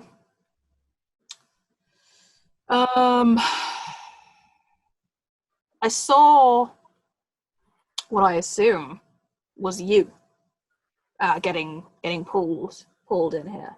I heard chanting, and I heard that name. And next thing, you crashed into existence. Oh. Maybe Maybe they did take me in on purpose. I think so. I mean, they were saying the names, so right? Well, I can see why they would. I am a very powerful creature. Sure. Definitely, that's what it must have been. Looking a little awkward now. Anything else? Let me see the book. The book. Don't remember this one. And just take it and start flipping through. So I can read it, I assume. You can read it, and as you read through it, you start to look at its history of Shazarath as an entity, and it basically. Imagine it's a very short book. It's a small tome, Yeah.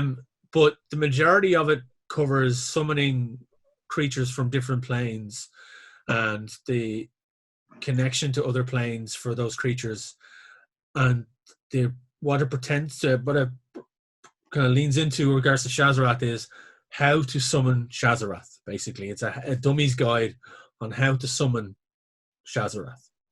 And as you look through it, you realize that whoever read this book, there's also seems to be some sort of an enchantment on it that even if you can't understand the writings, the intent and the want to be with Shazarath can in turn activate the summoning spell. So do you have cultists? I must. Now, okay, I need to break character in a rare moment of honesty. The notion that somebody would want to summon me is a little strange. Okay, why? Is it your off-putting demeanor? No, by the standards of my people, I'm actually considered very personable. Wow. Most of them are very off-putting. But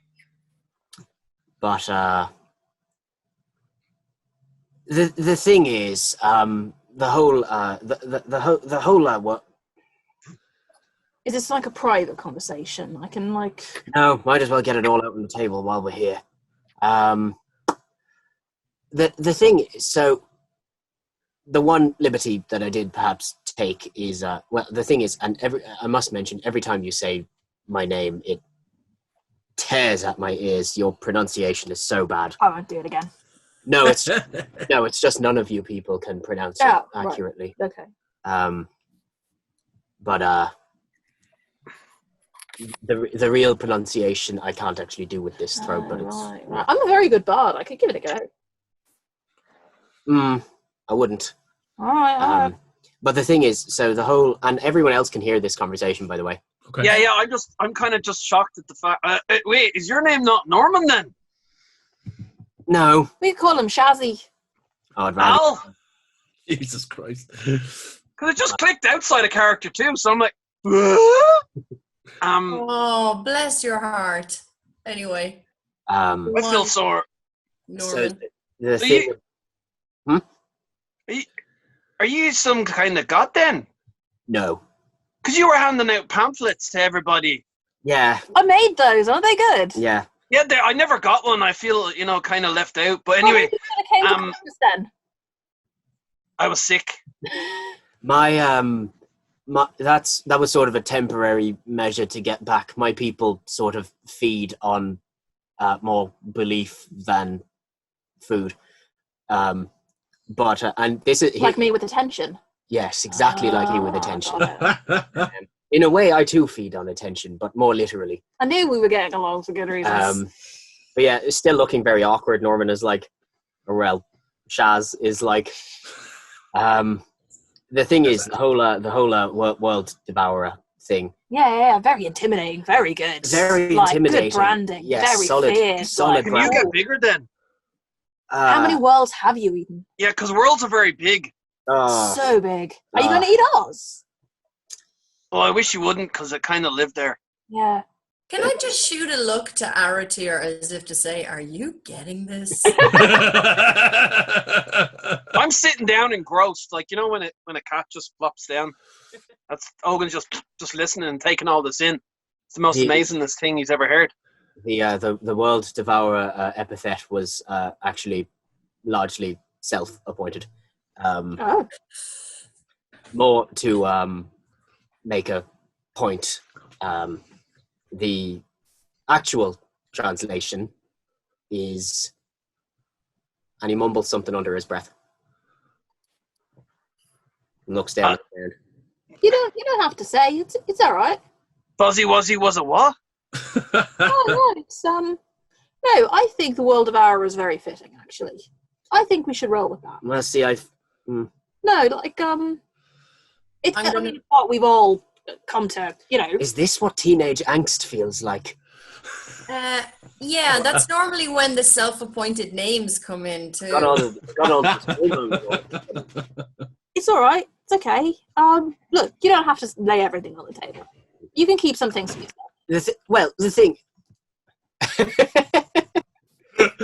Oh wow! I missed that. The thing is, there's sort of a hierarchy. There are, there's the great old ones. Yeah, sure. And then there are the regular old ones. Okay. And those are the god level ones. And then the young ones. There are the young ones, yes. So, Yes. Then there's They're the minor deities. They're the ones that are ascending. And then there's the common garden variety, peasant outsiders. All right, yeah. And there's another level slightly below that. You're up at the top, right? Yeah. Yeah, like the world. Yeah. The very top. Worldies are. Yes. That's Worlds, because let's go with that. what's it like to eat worlds? Does it hurt? No, the delicious. Yeah. Ooh. Is it like eating dirt? I've eaten more dirt than I have worlds, so I eat a lot of dirt. Because you're in a body that's not super gross now, Loran is just like... Aratir and Cody, while this is going on, while kind of Norman, Shazarat, whatever, The elf. DJ Shazzy Jeff is... Yeah! Gaza from Essex. Oi! He's kind of bearing his truth to everyone. What are you two doing? Staring incredulously. Yeah, and kind of doing an Aratir check every so often going, I'm not going crazy, right? You're seeing this.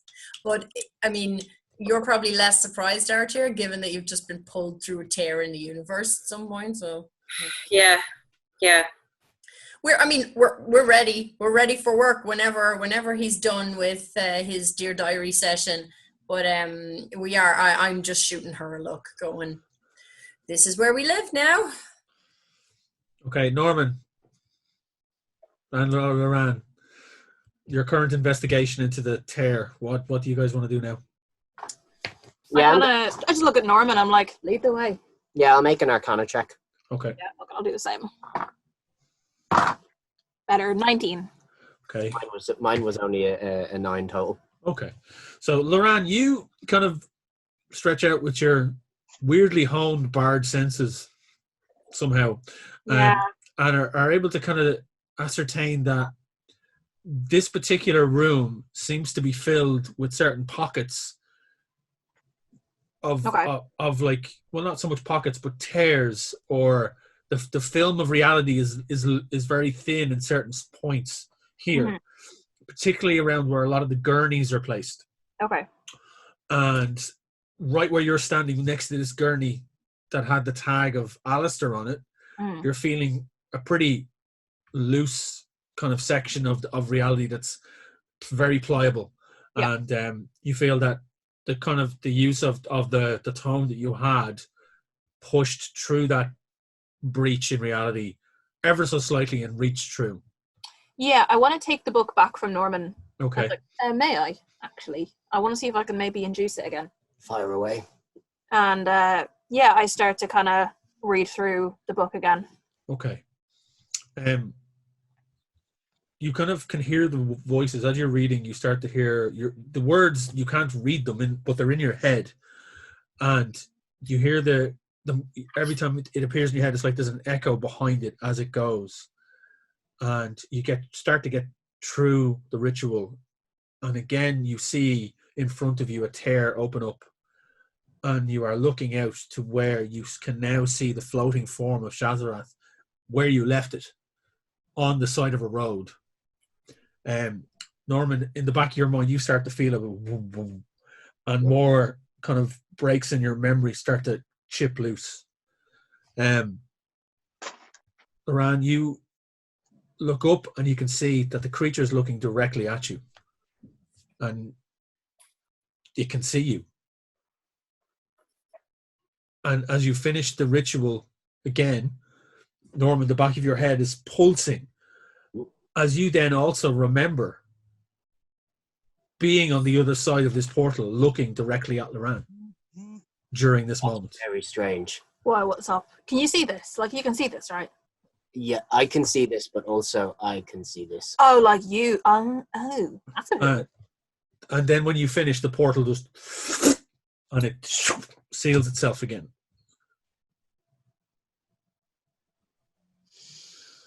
Well, I've no idea. That's a lot. Could be... Time goes very differently when you're passing between the two.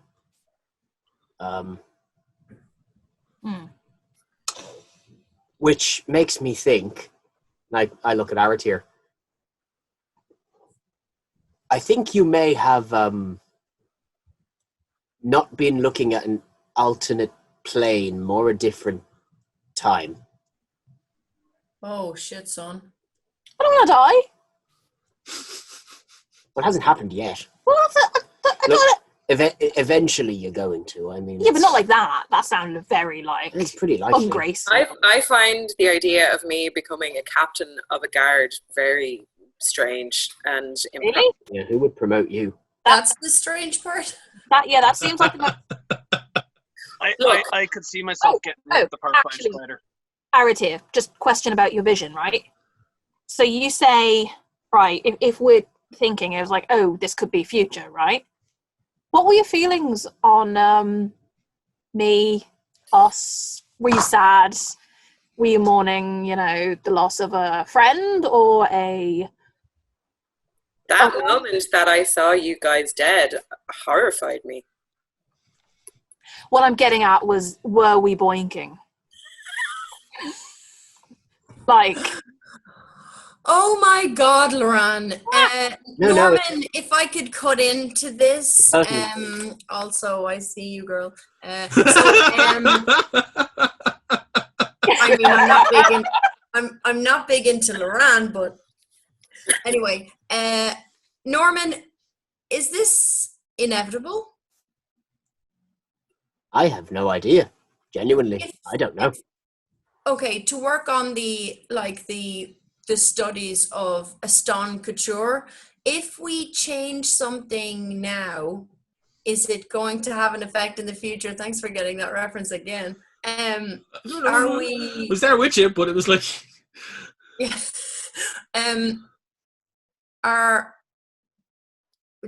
If that's the future, is it permeable, or actions we take now, will it change? Because not liking that one for me, I have to say. That sort of drags in the larger theological debate, though. I mean, is fate a certain thing, or... No. Well, there you go. No. No. Wow, that was My deep. next door neighbor back home was a minor fate god. Ah. Did you have houses? We had domiciles. Were That's the question you have, Ogan?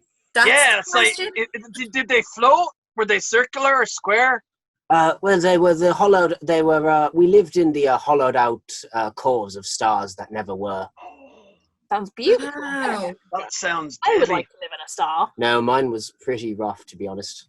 I'm very interested in people and creatures in their natural habitat. As much as this theological conversation and the tangent on which we are going to talking about Banging. Razzy's hometown, Yeah. we need to continue to search this place. Yeah. And also, I don't fancy spending a night here. So No. I think we should make the most of it, see what else we can find out, and get ourselves and our dragons out of here. Or how long do we have till nightfall? Have a notion. This book that I found, the how-to guide, Yes. there's a lot of documents, letters, books in here. If we can find one with similar writing to this, it could lead us to whoever wrote this. That sounds like a... Would the person that owned it not have written his name in the front so no one else gets it? I don't think so. That's what I do when I don't want to lose. There's a library scroll or card book. sticking in the front of it, like just they have to return Right. it. Do you have opposable thumbs? Me? Yeah. Yeah, I do. Yeah. Oh. Well. Yeah. I wouldn't have been able to hold Fucking these. weird looking Wolverine. I'm also wearing the suit that you made me wear to go to that dinner. Yeah. So the fact that you that's not weird. I name don't know what is. is appalling. That's an issue for a different day. Well, So, it's not as if you have right to change your now- clothes every day or something. Right now, what are the group doing? You've kind of all congregated in this room. Do you We're want having a to? chat. Leave us alone. Oh, okay. Yeah, I'm getting antsy like Aratir. I would like to get the show on the road, and I almost have not tried to spear anybody with any sharpies this episode. So let's and there doesn't seem to be a lot of pin cushions around here. So Can I try use the me book to see if I can see myself in the past? Yeah, you can. Yeah, Cool. give it a whirl. Cool. You read through the book, and it does nothing. Yeah. oh, I could do it again. I don't know if it's any use, but No, I just wanted to have a go. It was like, what would that look like? that would be weird. Well, as far as you're concerned, you would have been just looking at an elf. You wouldn't have seen anything. Yeah, that's true. But I would know that I know that what I know. Yeah. So, like, Oh my right, weird God. question though about like the way it all syncs up. So you said you could see from both angles, right? So do you currently now remember seeing this then? I don't currently remember seeing this then, but I am remembering what I was seeing now then. hey, That makes Aratir, sense. you want to move? Yeah. Okay. Where? So, Guys, Yeah. let's go. I'm going to try and avoid my impending doom and also help Norman with anything he needs along As the way. regards to that impending doom, to stop us all from dying, we just have to make sure that we don't go to the place where it happened. Simple. Well, I think it happened here. I think. Maybe. Describe a city. Right, here's the girl Yeah. with that name that we saw, right? Alistair, that was the person that she called you. So clearly the corpse you were inhabiting before this was Alistair, and this was his gurney. Right. So clearly this is where you found your, maybe not exactly summoned here, but where you found your... Well, from the sound of it, they just dumped me on the side of a road. That's what it looks like, yeah. So you want to be in the room where it happened. oh,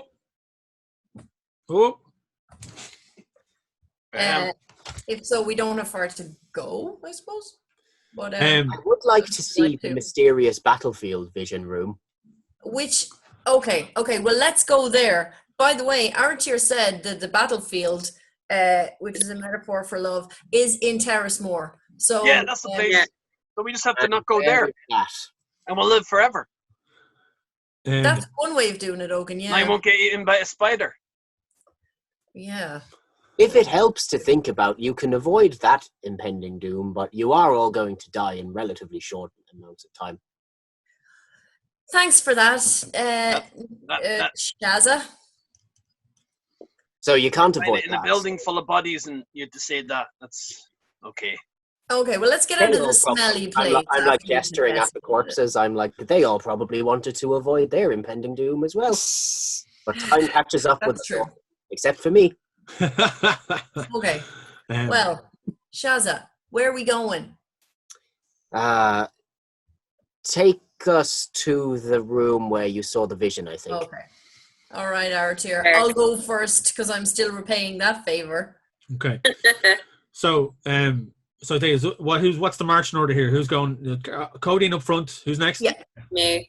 Then Arid's here, and then the three you are at the back, just kind of shuffling along, or Yeah. Yeah. Okay. Looking around as we go, but kind of.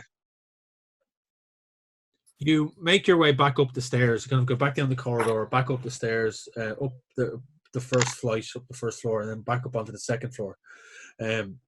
You're walking through the corridor, and I want everyone to make a perception check for me, please. Oh no! Yeah, 12. 11. Another B. 24, baby. 5. 2. Okay.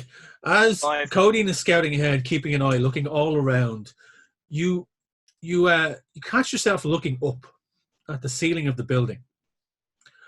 And you didn't notice it before, because one, you didn't roll high enough perception, but now you notice it because you've rolled a natural 20.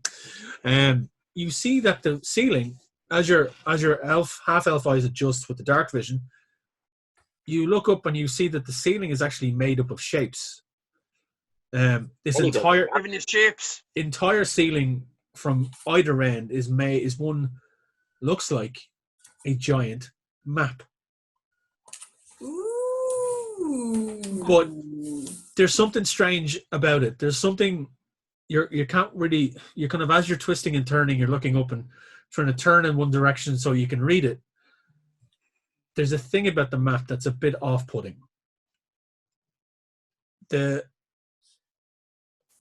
There's part of it that's familiar, and you can't really judge what part of it is, But a lot of the continents you don't recognize. You have no idea what they are.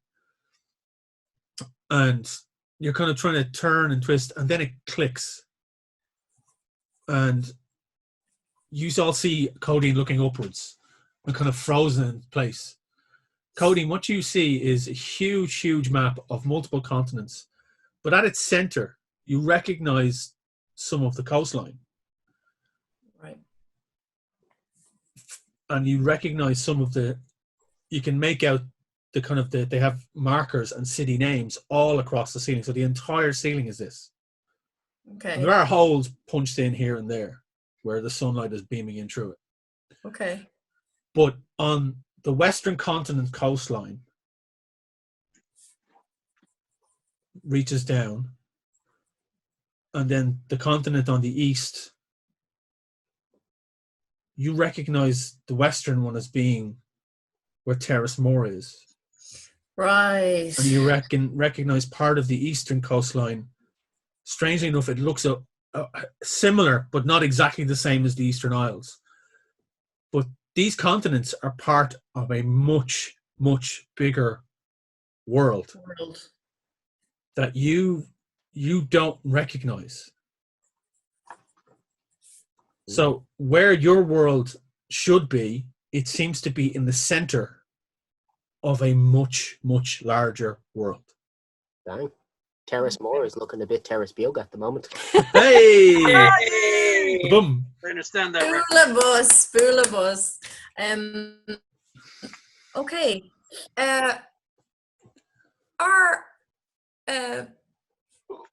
Can anybody see this? Nope, haven't a clue. Okay. Really low perception, don't see shit. Now, once Codeine points it out, you all look up and you can see what's there. And I've got I'm going to take sunlight coming in through the roof.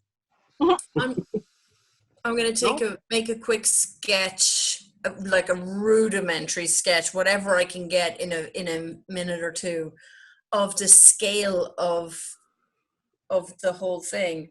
We've got Terrace Morris here. Okay. Right.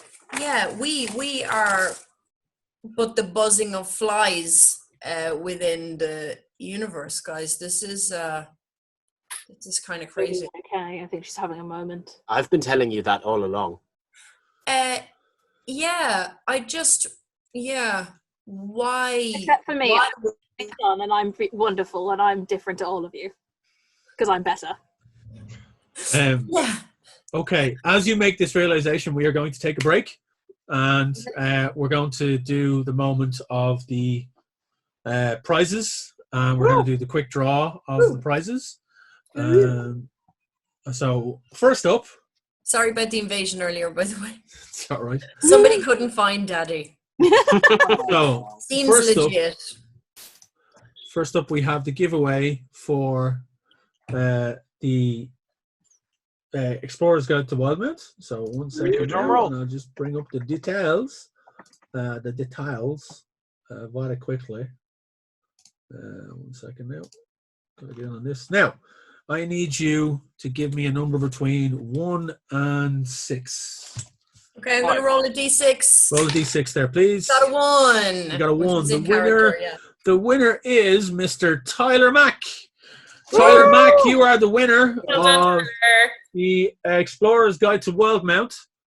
You're also the winner of the game of having names. Because Tyler Mack is a funny name. Tyler Mack, yeah, it's like a 90s cop and lawyer show. Tyler Mack.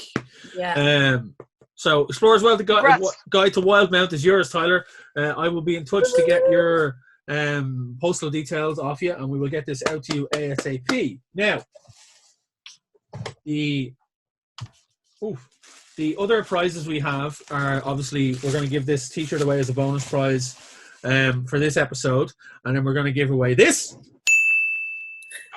which is the what is Avernus guidebook, the Descent to Avernus. Invisible.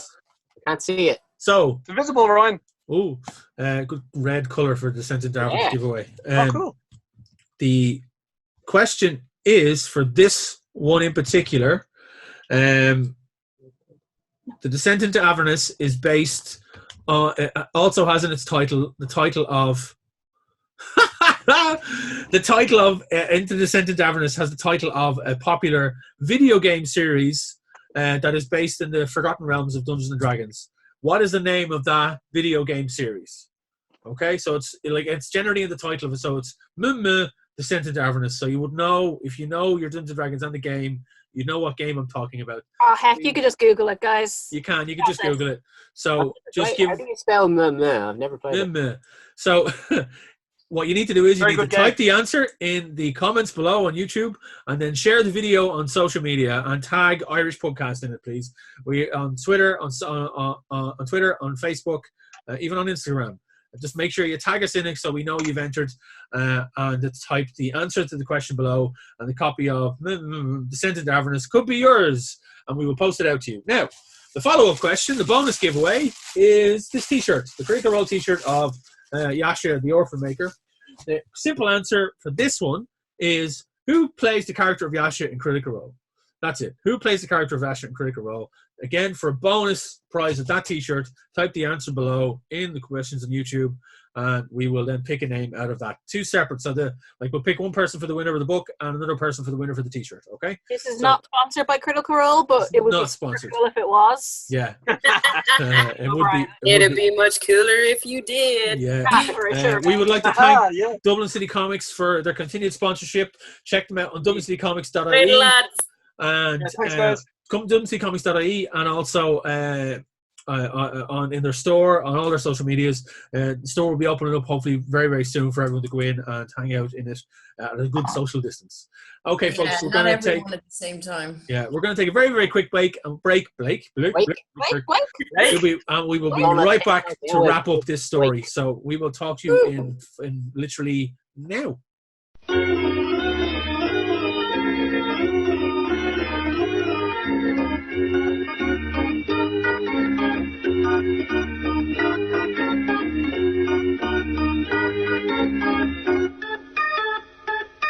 So you have just discovered that there is a map on the ceiling of the asylum, and the map seems to detail out a much larger world than you're aware existing, and that your word of Shlach Chular seems to be only a very small fragment of it. Unbeknownst to yourself, you've no real reasoning behind this. You've no idea why this is or what these other sections of this world are about. Do Loran and Shaza know who did this map? No. You could roll a history check if you want. I'll allow it, but I don't see any reason why I would know. No. Nor me. I don't have any. We're dumb. Wayne, what do we know of our world in general? Like, is it just like it's an island? We don't know anything. You wouldn't have a clue, Logan, because you are pretty much. No idea. But yeah, you might be the wrong person to. I with Darren was more curious, but yeah, I get you. Yeah. So, I mean, I know geography. Aratier knows geography, but we didn't know this geography. Right? Yeah. Okay. So as you make your way up, you pass where the doorway was into the unassuming office filled with bodies, and there's no, like, unless if you want to roll, Norman and Loran, if you want to roll for an Arcana check again to see if there's any remnants of magic in the area. Yeah, sure. 14. Also 14. 14. Unassuming Room of Bodies, another band name. Yeah, I was just thinking that. You can sense that, again, it's similar to that oval room, is that the large oval room, that there seems to be a very thin veil between reality here. And as you're doing it, you look around and you actually notice that along the corridors and even out in the kind of the open space area, over the open area that looks down into the asylum, there seems to be, you can feel, like Norman in particular can feel that there are slight breaks in reality here. Like this, there are veils that have been dropped here and there. Interesting. It seems to be some kind of map. Okay, at this point, my face registers that I was willing to think Norman was some absolutely unattainable deity being, and everything that has come out of his face since he's relaxed has been so fucking underwhelming. I'm over how simple he is, despite the fact that he's obviously otherworldly. He's so dumb, and it's so disappointing. So every time he says something, I do not an audible sigh, but just An eye roll. Yeah. I'm trying to keep it a little cool stuff coming out of his mouth. I'm trying to be nice, though. So it's not an overt, but it's a spiritual one. A spiritual eye roll. Shade being thrown from the teeny tiny mortal who's going to be dead in 100 years and whose family hates them. As you're on this corridor, as the group are kind of milling about this area, you do notice off to one side that there seems to be kind of down and tucked in at the side of, not at the corner, but tucked in between two office areas. There seems to be what looks like a kind of wrought iron gate that breaks up the hallway. Okay. Can I break it open? You can go over and check it anyway if you wish and see what. So as you go, do you want me to do investigation? I've been on a roll, no pun intended, today. Do you want me to roll investigation, Wayne? No, sorry, you don't have to. So as you walk up to the gate, you notice that it seems to be a kind of a shutter that you could pull across, and it's covering what looks like an elevator shaft with an elevator sitting in it. Right. Interesting. Anybody want to go see where this ends up? I'll do it. Wait. It's a trick. Get an axe. That is my first feeling. But I have an axe. Yeah. Yeah. Is Ogun gonna do it? Ogun, I'm gonna cast spider climb, and I'm gonna walk down the shaft. Now, the elevator is there, so the elevator is waiting. It's not like that. It's not like that. There's no elevator. There's an elevator there waiting in that area. There does, as you look in the elevator, there's like two bodies kind of splattered up against the wall. They look like orderlies, and they are long dead and decomposed.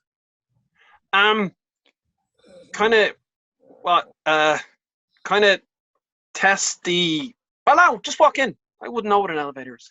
Yeah, so just walk in and have a look and and Ogun walks in and it's just like you just see him standing there in the elevator, just like. Okay. What's it do? This is just a dead end with two bodies. Oh, buttons! Start touching buttons. Ogun, there's actually no buttons. As you look off, there's a crank, and there's a crank there that you can turn. Oh, a crank! Yeah, there is, and I look at Norman. You watch as Ogun just goes vroom, down to the elevator, gone. Okay. I can see my house from here. You just watch Ogun vanish down in the elevator, and he's gone. That's it. Well, the shaft is now empty in front of you, and down he goes. Shaz, I've got a question, actually. Let's say, obviously the object here is to find you a way home or find how you were summoned, all that jazz, right? What if we can't find you a way home? How will you exist in this plane? Well, if it turns out that there's actually no way for me to get home, I'm going to go to the nearest cliff and throw myself off. Yes, but that will probably just kill the corporeal form. I think I'd prefer that to having to live here another few days. But surely you'll just shoot out of it and go into something else. No, I could just die. Could you? I hope so, if I'm going to be stuck here. Nice. Right. Okay. You guys want to follow Ogun? Yeah, I do. Okay, let's go. So right in front of you now is just an empty shaft with some cabling and stuff, and you can see, if you look down, you can see the elevator is just slowly descending. Can I just jump on top of the elevator? Yeah, I was going to hold the cables and... Yeah, I mean, Ogun hasn't been cranking it that much, so he's only about... After warming up for a bit, Yeah. So he's only about he's only about 10 feet down, so you could drop. You could drop down. Yeah. Okay. So does everyone drop down around Norman? I do. Oh no, let's all jump. I don't think we should all. If we all jump on it, it's just gonna break. Have you ever heard of an elevator breaking? Yeah, the only one that needs to worry about overly weighting the thing is Aratir, and Organ will be fine. I can't believe I called him Organ for the first time. That word always said when I'm cranking stuff. He hasn't been cranking it too much though, so it's okay. Yeah. In a while. I'm not a big fan of leaping onto moving elevators. I'm gonna wait and get it when it comes back up. Yeah, I'll say. Oh, yeah. Well, I presume we can. Yeah, I'll tell you what. We'll go down, and I'll crank it back up to you, Loran, if that suits you. I mean, yes, I don't trust you, but let's do it. Yeah. Okay. While you were all deliberating, Ogun has managed to crank it another 5 feet. So you drop. All of Norman, what are you doing? Are you staying where you are? No, I'll stay with Loran. Okay. Aratir and Cody. Is there a way for me to get from on top of the elevator into the actual elevator itself? You'll have to see when you get down there. So you drop down, both of you drop down, and you kind of Ogun inside the elevator. You just hear boom, boom. Well, no, you hear boom, and then you hear Cody definitely go boom. That's right, bitch. And then you kind of the elevator rocks a bit, and you're like oh. You just keep going down. Aratir, there isn't really. It's wood, so there's no real hatch per se, but it is made of wood. It's made of wood, and I have an axe. Well, you see, I don't want a scenario where we get to the bottom of wherever we're going and then we're stuck in the shaft. So, can I cut a hole in the ceiling without damaging any of the mechanisms and get into Ogun? You can certainly give it a go. If you want to take a swing at the axe, roll an attack against it and see if you hit it. Well, you'll hit it like it's a fucking elevator. I wonder will I use the digital dice. So if I'm rolling an attack, it's strength, right? Yeah.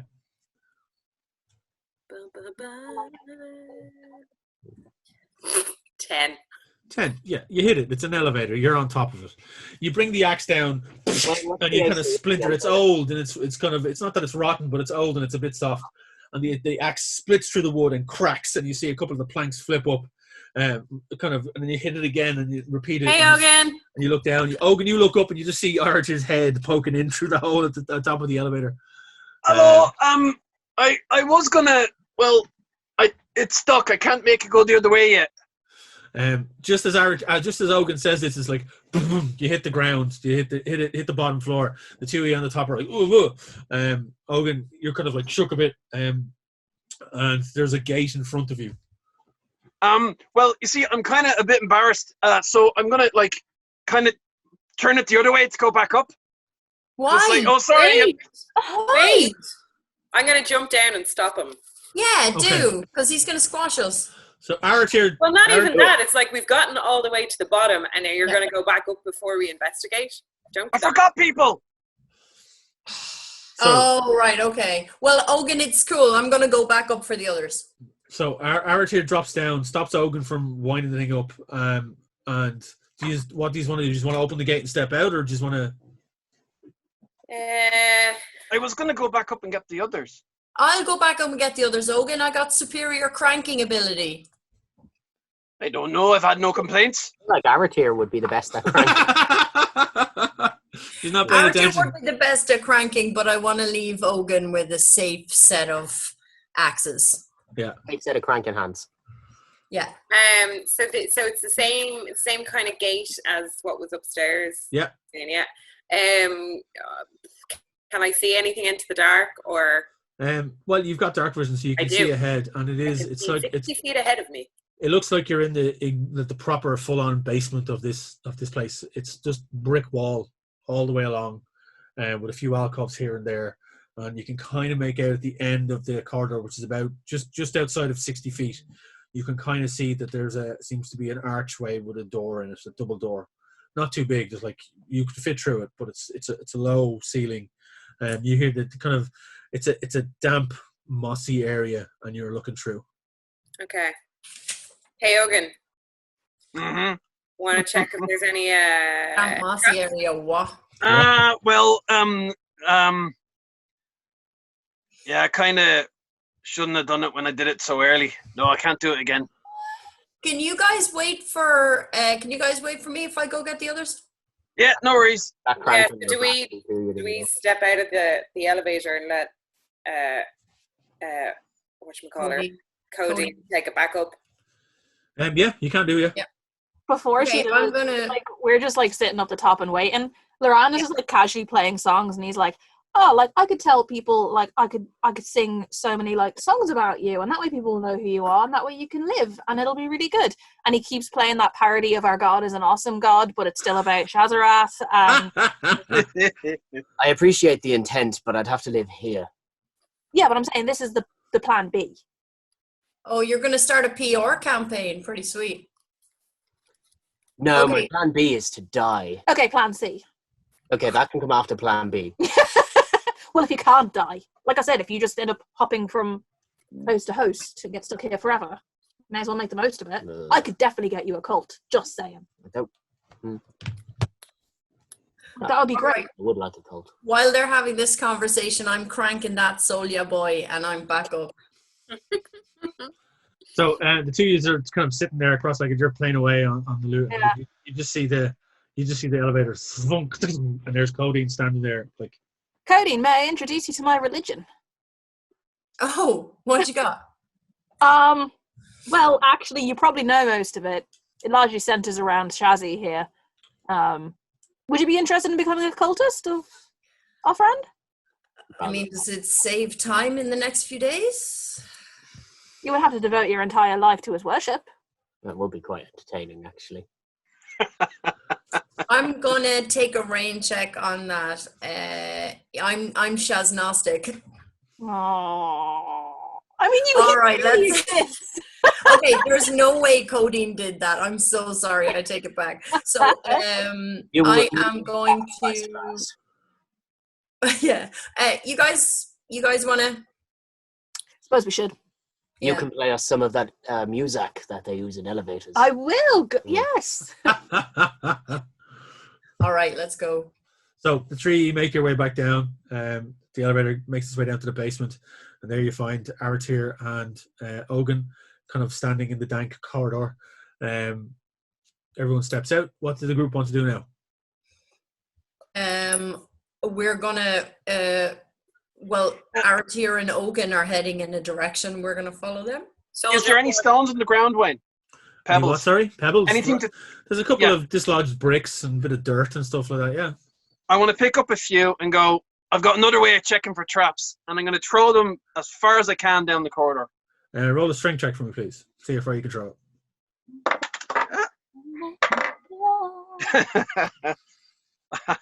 I got a total of 9. 9. I You just wasn't watch expecting anything. as this miniature Wolverine just goes, "Heh," and the brick just goes about 5 feet in front of him. And he's like, "There's no traps in that particular No traps. vicinity." We're good for 5 feet anyway. Okay, Right. What do we see? I'm gonna take the lead. You're just in it's basically a dank corridor of like red brick, and there are small archways. No, not that kind of a dank, no. But just it's moist. It's there's a heaviness in the air. You can feel on the ground. You can smell the earth, and there seems to be a hum in the air as well, like as if like it's not so much machinery, but there's some kind of hum.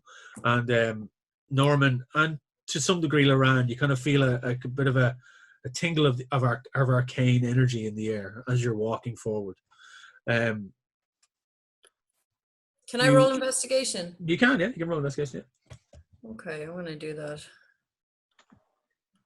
Oh, baby, I'm killing it today. That's a 21. 21. As you look along, you see in the archways, they seem to be filled with bones, and then small little pieces of metal devices and a few cogs here and there. In one or two of them, you find piles of what look like used up crystals of some sort, like they've been drained of their energy. Upon further inspection, they look like they have the same consistency as the red crystals outside that you've seen, but these look like they have been completely sucked of any power that they contained. As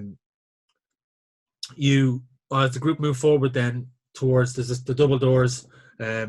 What do the group want to do now at this point? Go through them. Yep. Bang, I've bang. got my rapier drawn for what it's worth. Okay. I have my axe equipped. Okay.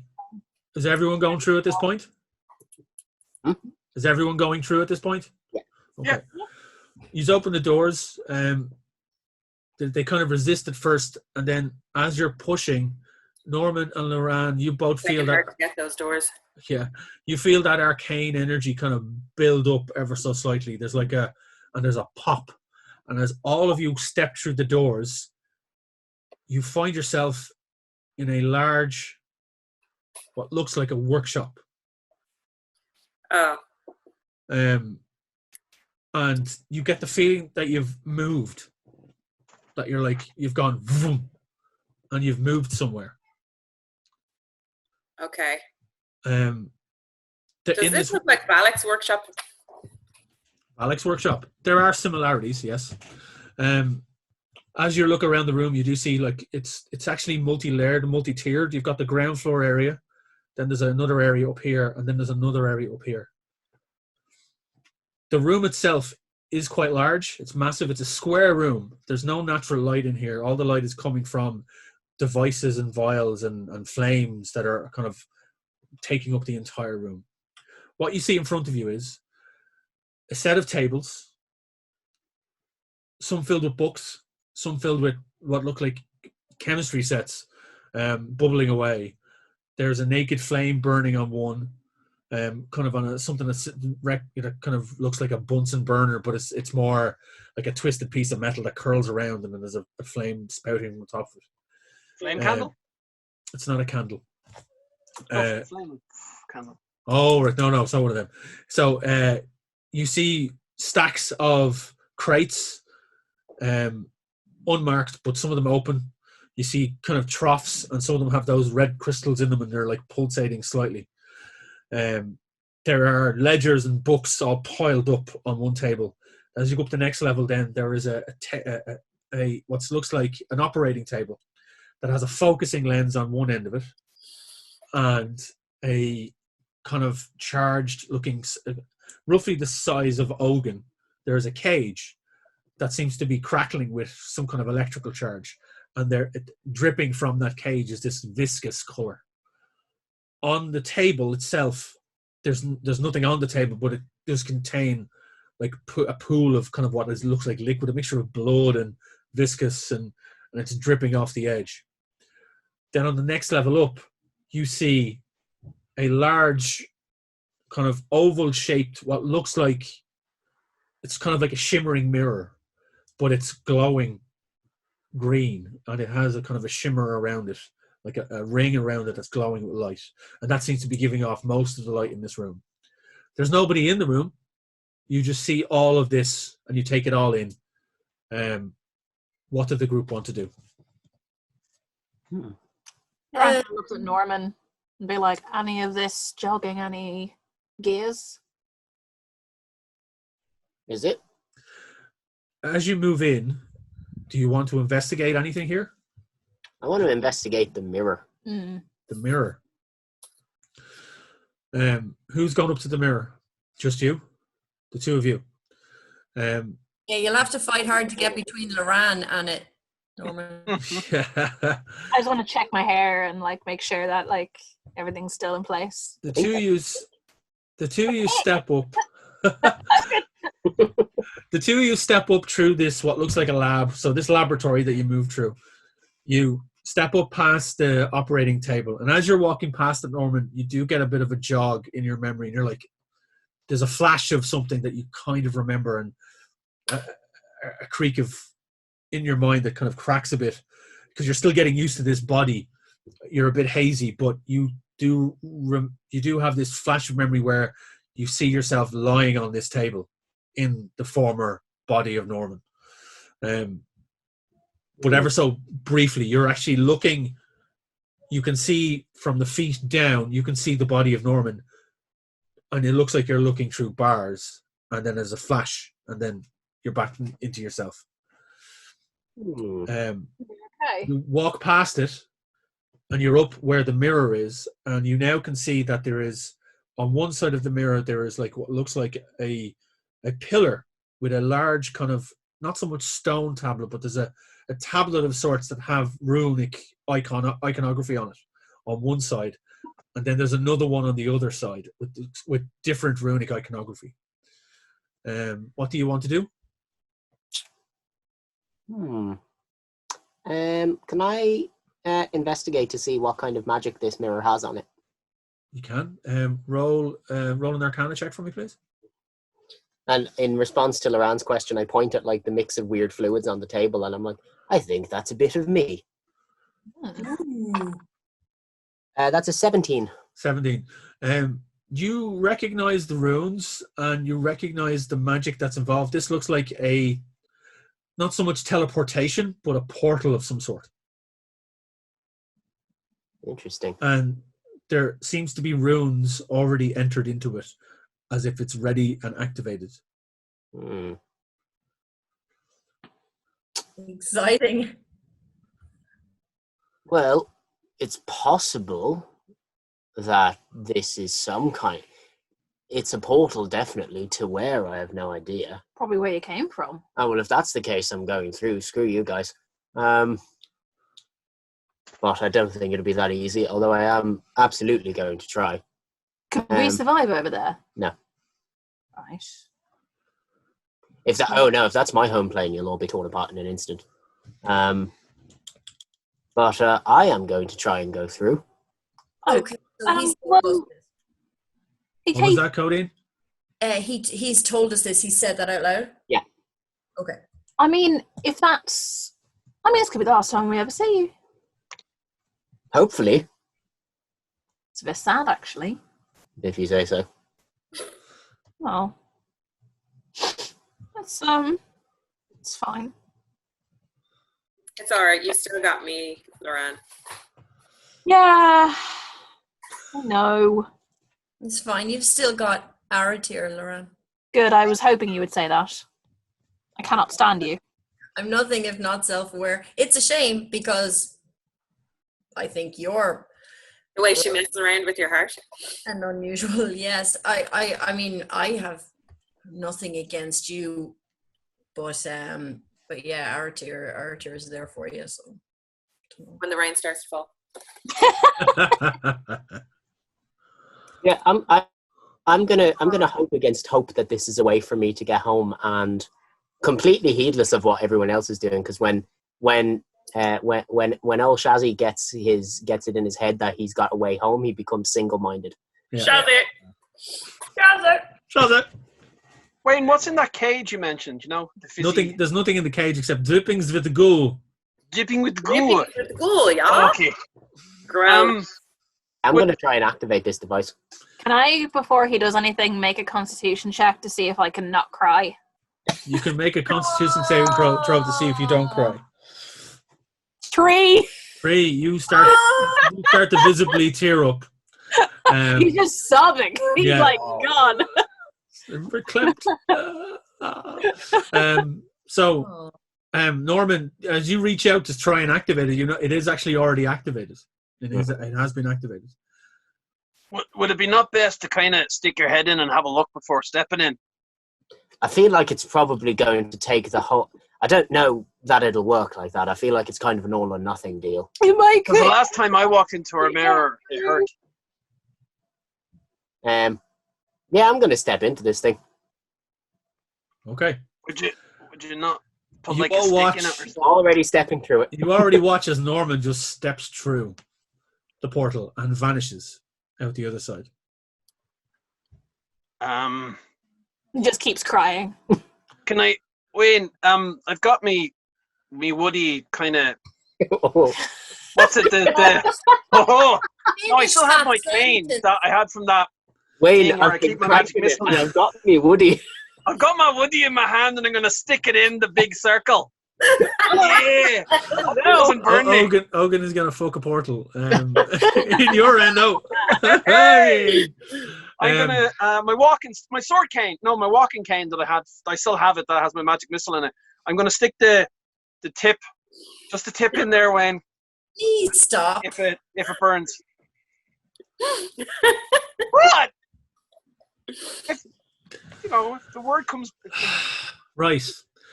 You put the head of your walking stick through the portal, and you kind of feel a tug ever so slightly as if you're being dragged in, and then Ogun is gone. Oh, sugar! Well, I he's want dead now.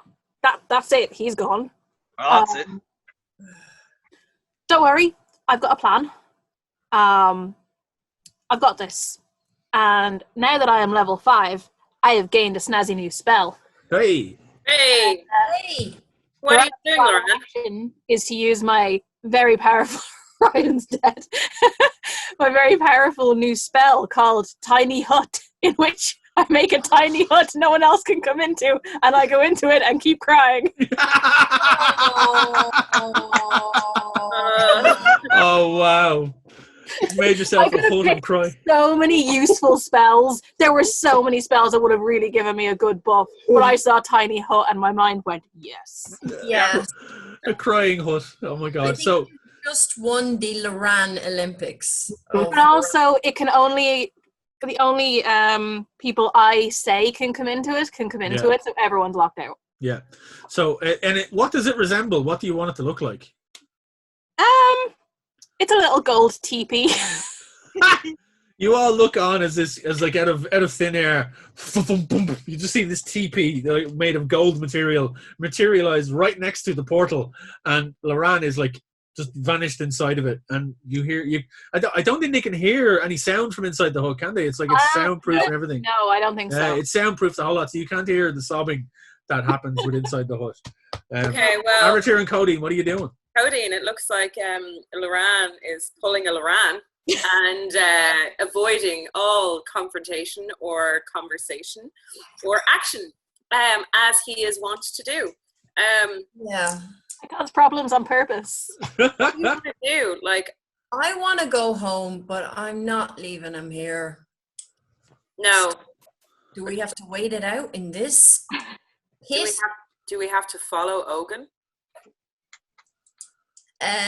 Do we have to follow Ogun?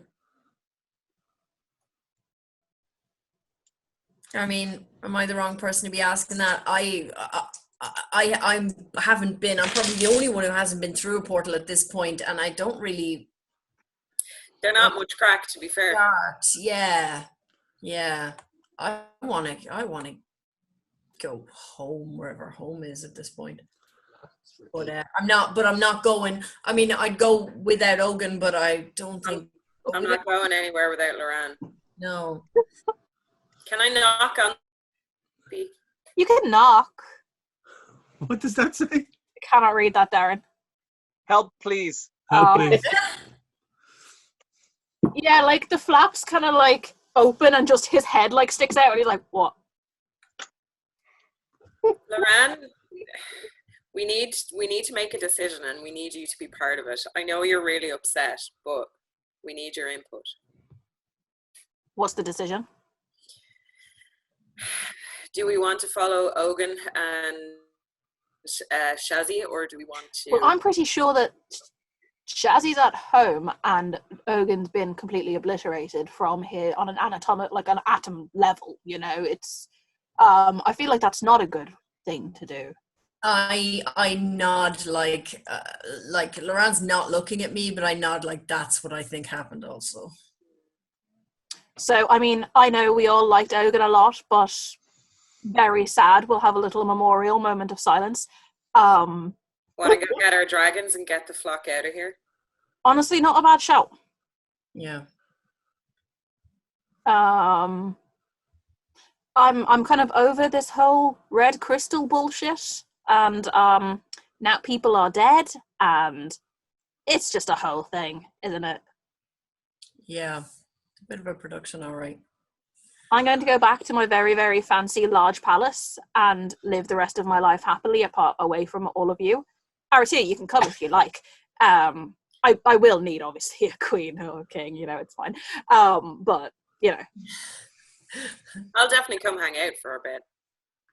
I'm gonna avoid those barbs. I'm gonna avoid them. And Yeah, I'm going to mention that Arun has probably been hailed like a hero. I wouldn't mind going and mopping up some of that praise. I wouldn't mind going and mopping up him. So He's the biscuit and you're gravy, or is it the other way around? I mean, yeah, he's the biscuit. probably make it work. Okay. All Well, right. I guess we're just going home then. Yeah. Yeah. Let's go. Okay. So the Sorry, Wayne. The trees are leaving. Yeah. Great. The tree is turn on your heels and kind of look around one last time and march out of the laboratory back towards the elevator. In the meantime, we cut to Norman. Norman, you find yourself you land flat face first. You're like, oh God. And me. all you. And you kind of pick yourself up ever so slightly. You kind of feel dirt against your face. And you look around. That's an immediate warning sign for me because I'm like, dirt. There's no dirt where I'm from. And about 2 seconds later, Ogun lands in on top of you. His walking cane, ding, ding, ding, flicks off into the corner.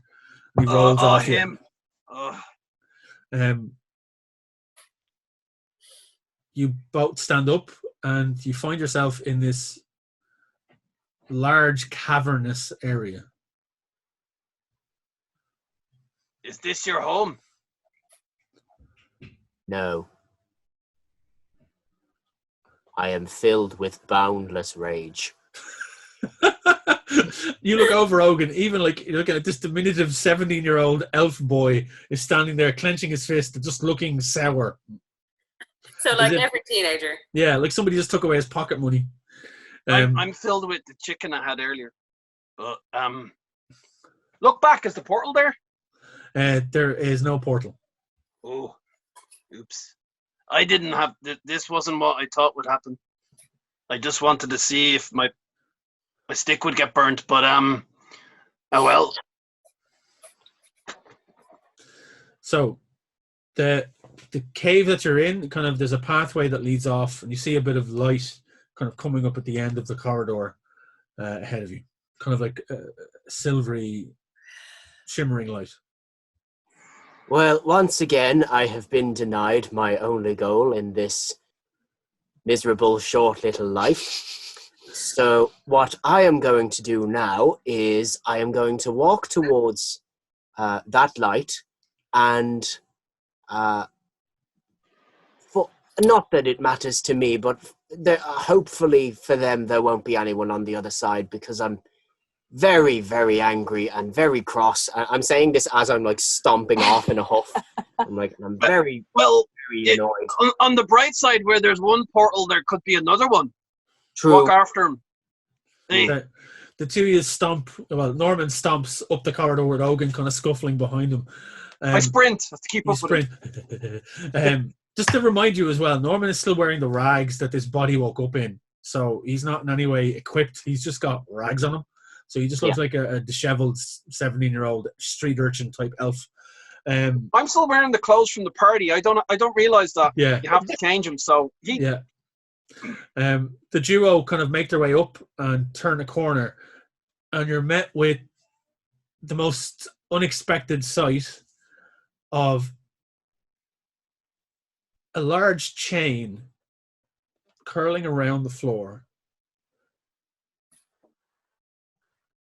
as you follow the chain as it curls and snakes around the room, and then up, and you see it lift up off the floor, and it is attached to a giant collar that is strapped around the neck of a humongous white dragon.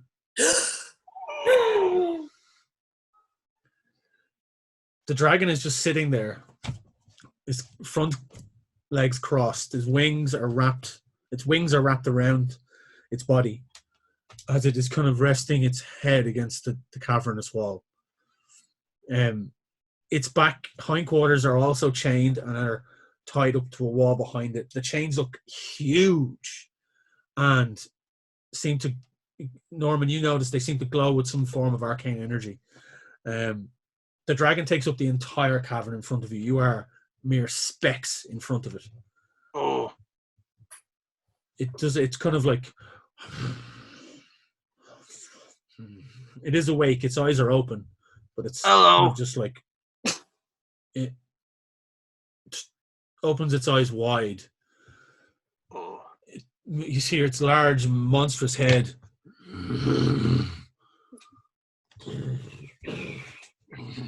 As it turns and brings its head as close down to you as it can, and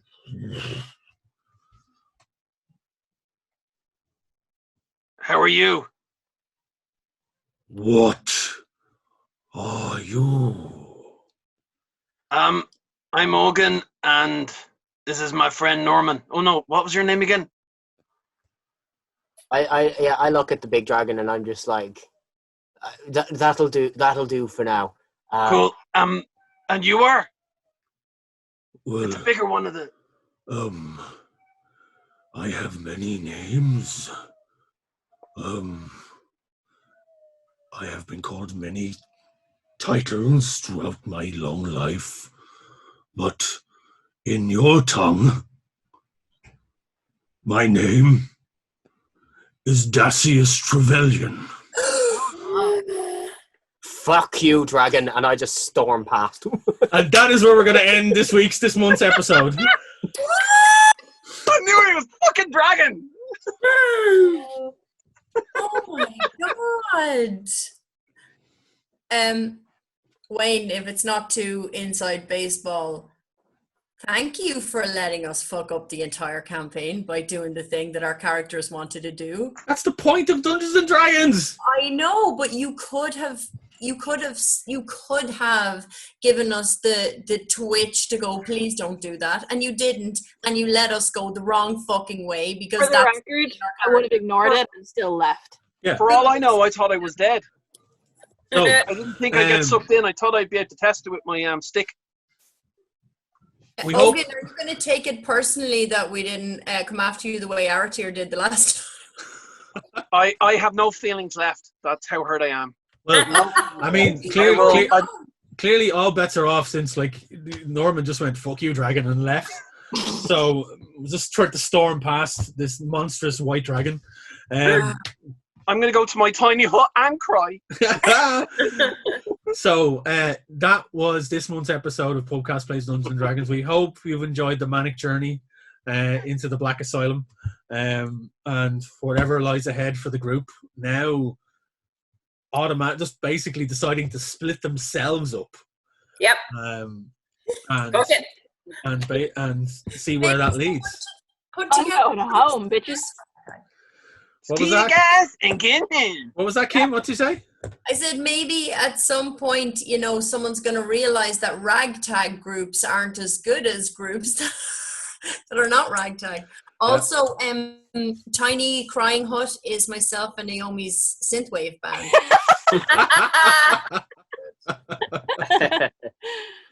Okay, folks, don't forget to be with a chance to win this copy of The Descent into Avernus. Tiny, sure you can't see it? Just type the question. No, show me again. Just there. Let's all point, and then Wayne can edit in the one that's the right direction. I don't see it. So, being your chance to win that, type the answer to the question below. Being your chance to win this bonus prize of the Orphan Maker t-shirt from Critical Role, size of the large on that one. And that t-shirt glows in the dark and it looks fucking awesome. Awesome. Even better.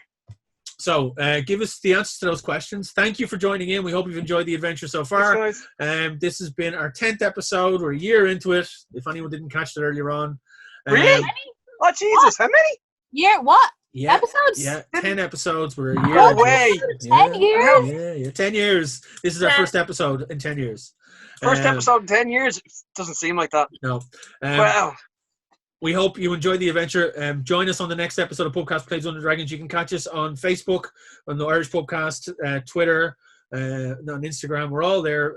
All of our details are also below if you want to check all of us individually out. All the artwork that you see in the background here is by our very own Naomi under the guise of Jekyll Draws. I do that sometimes. You do that sometimes. Definitely check it out. And you also have a Patreon, which people should check out as well. Oh, there's smut there. Don't. It's very good. Sorry. Smut. Oh my god. Check out fans. I am there. There was a large portion of this episode where people were cranking things. So I think we're all right with smut.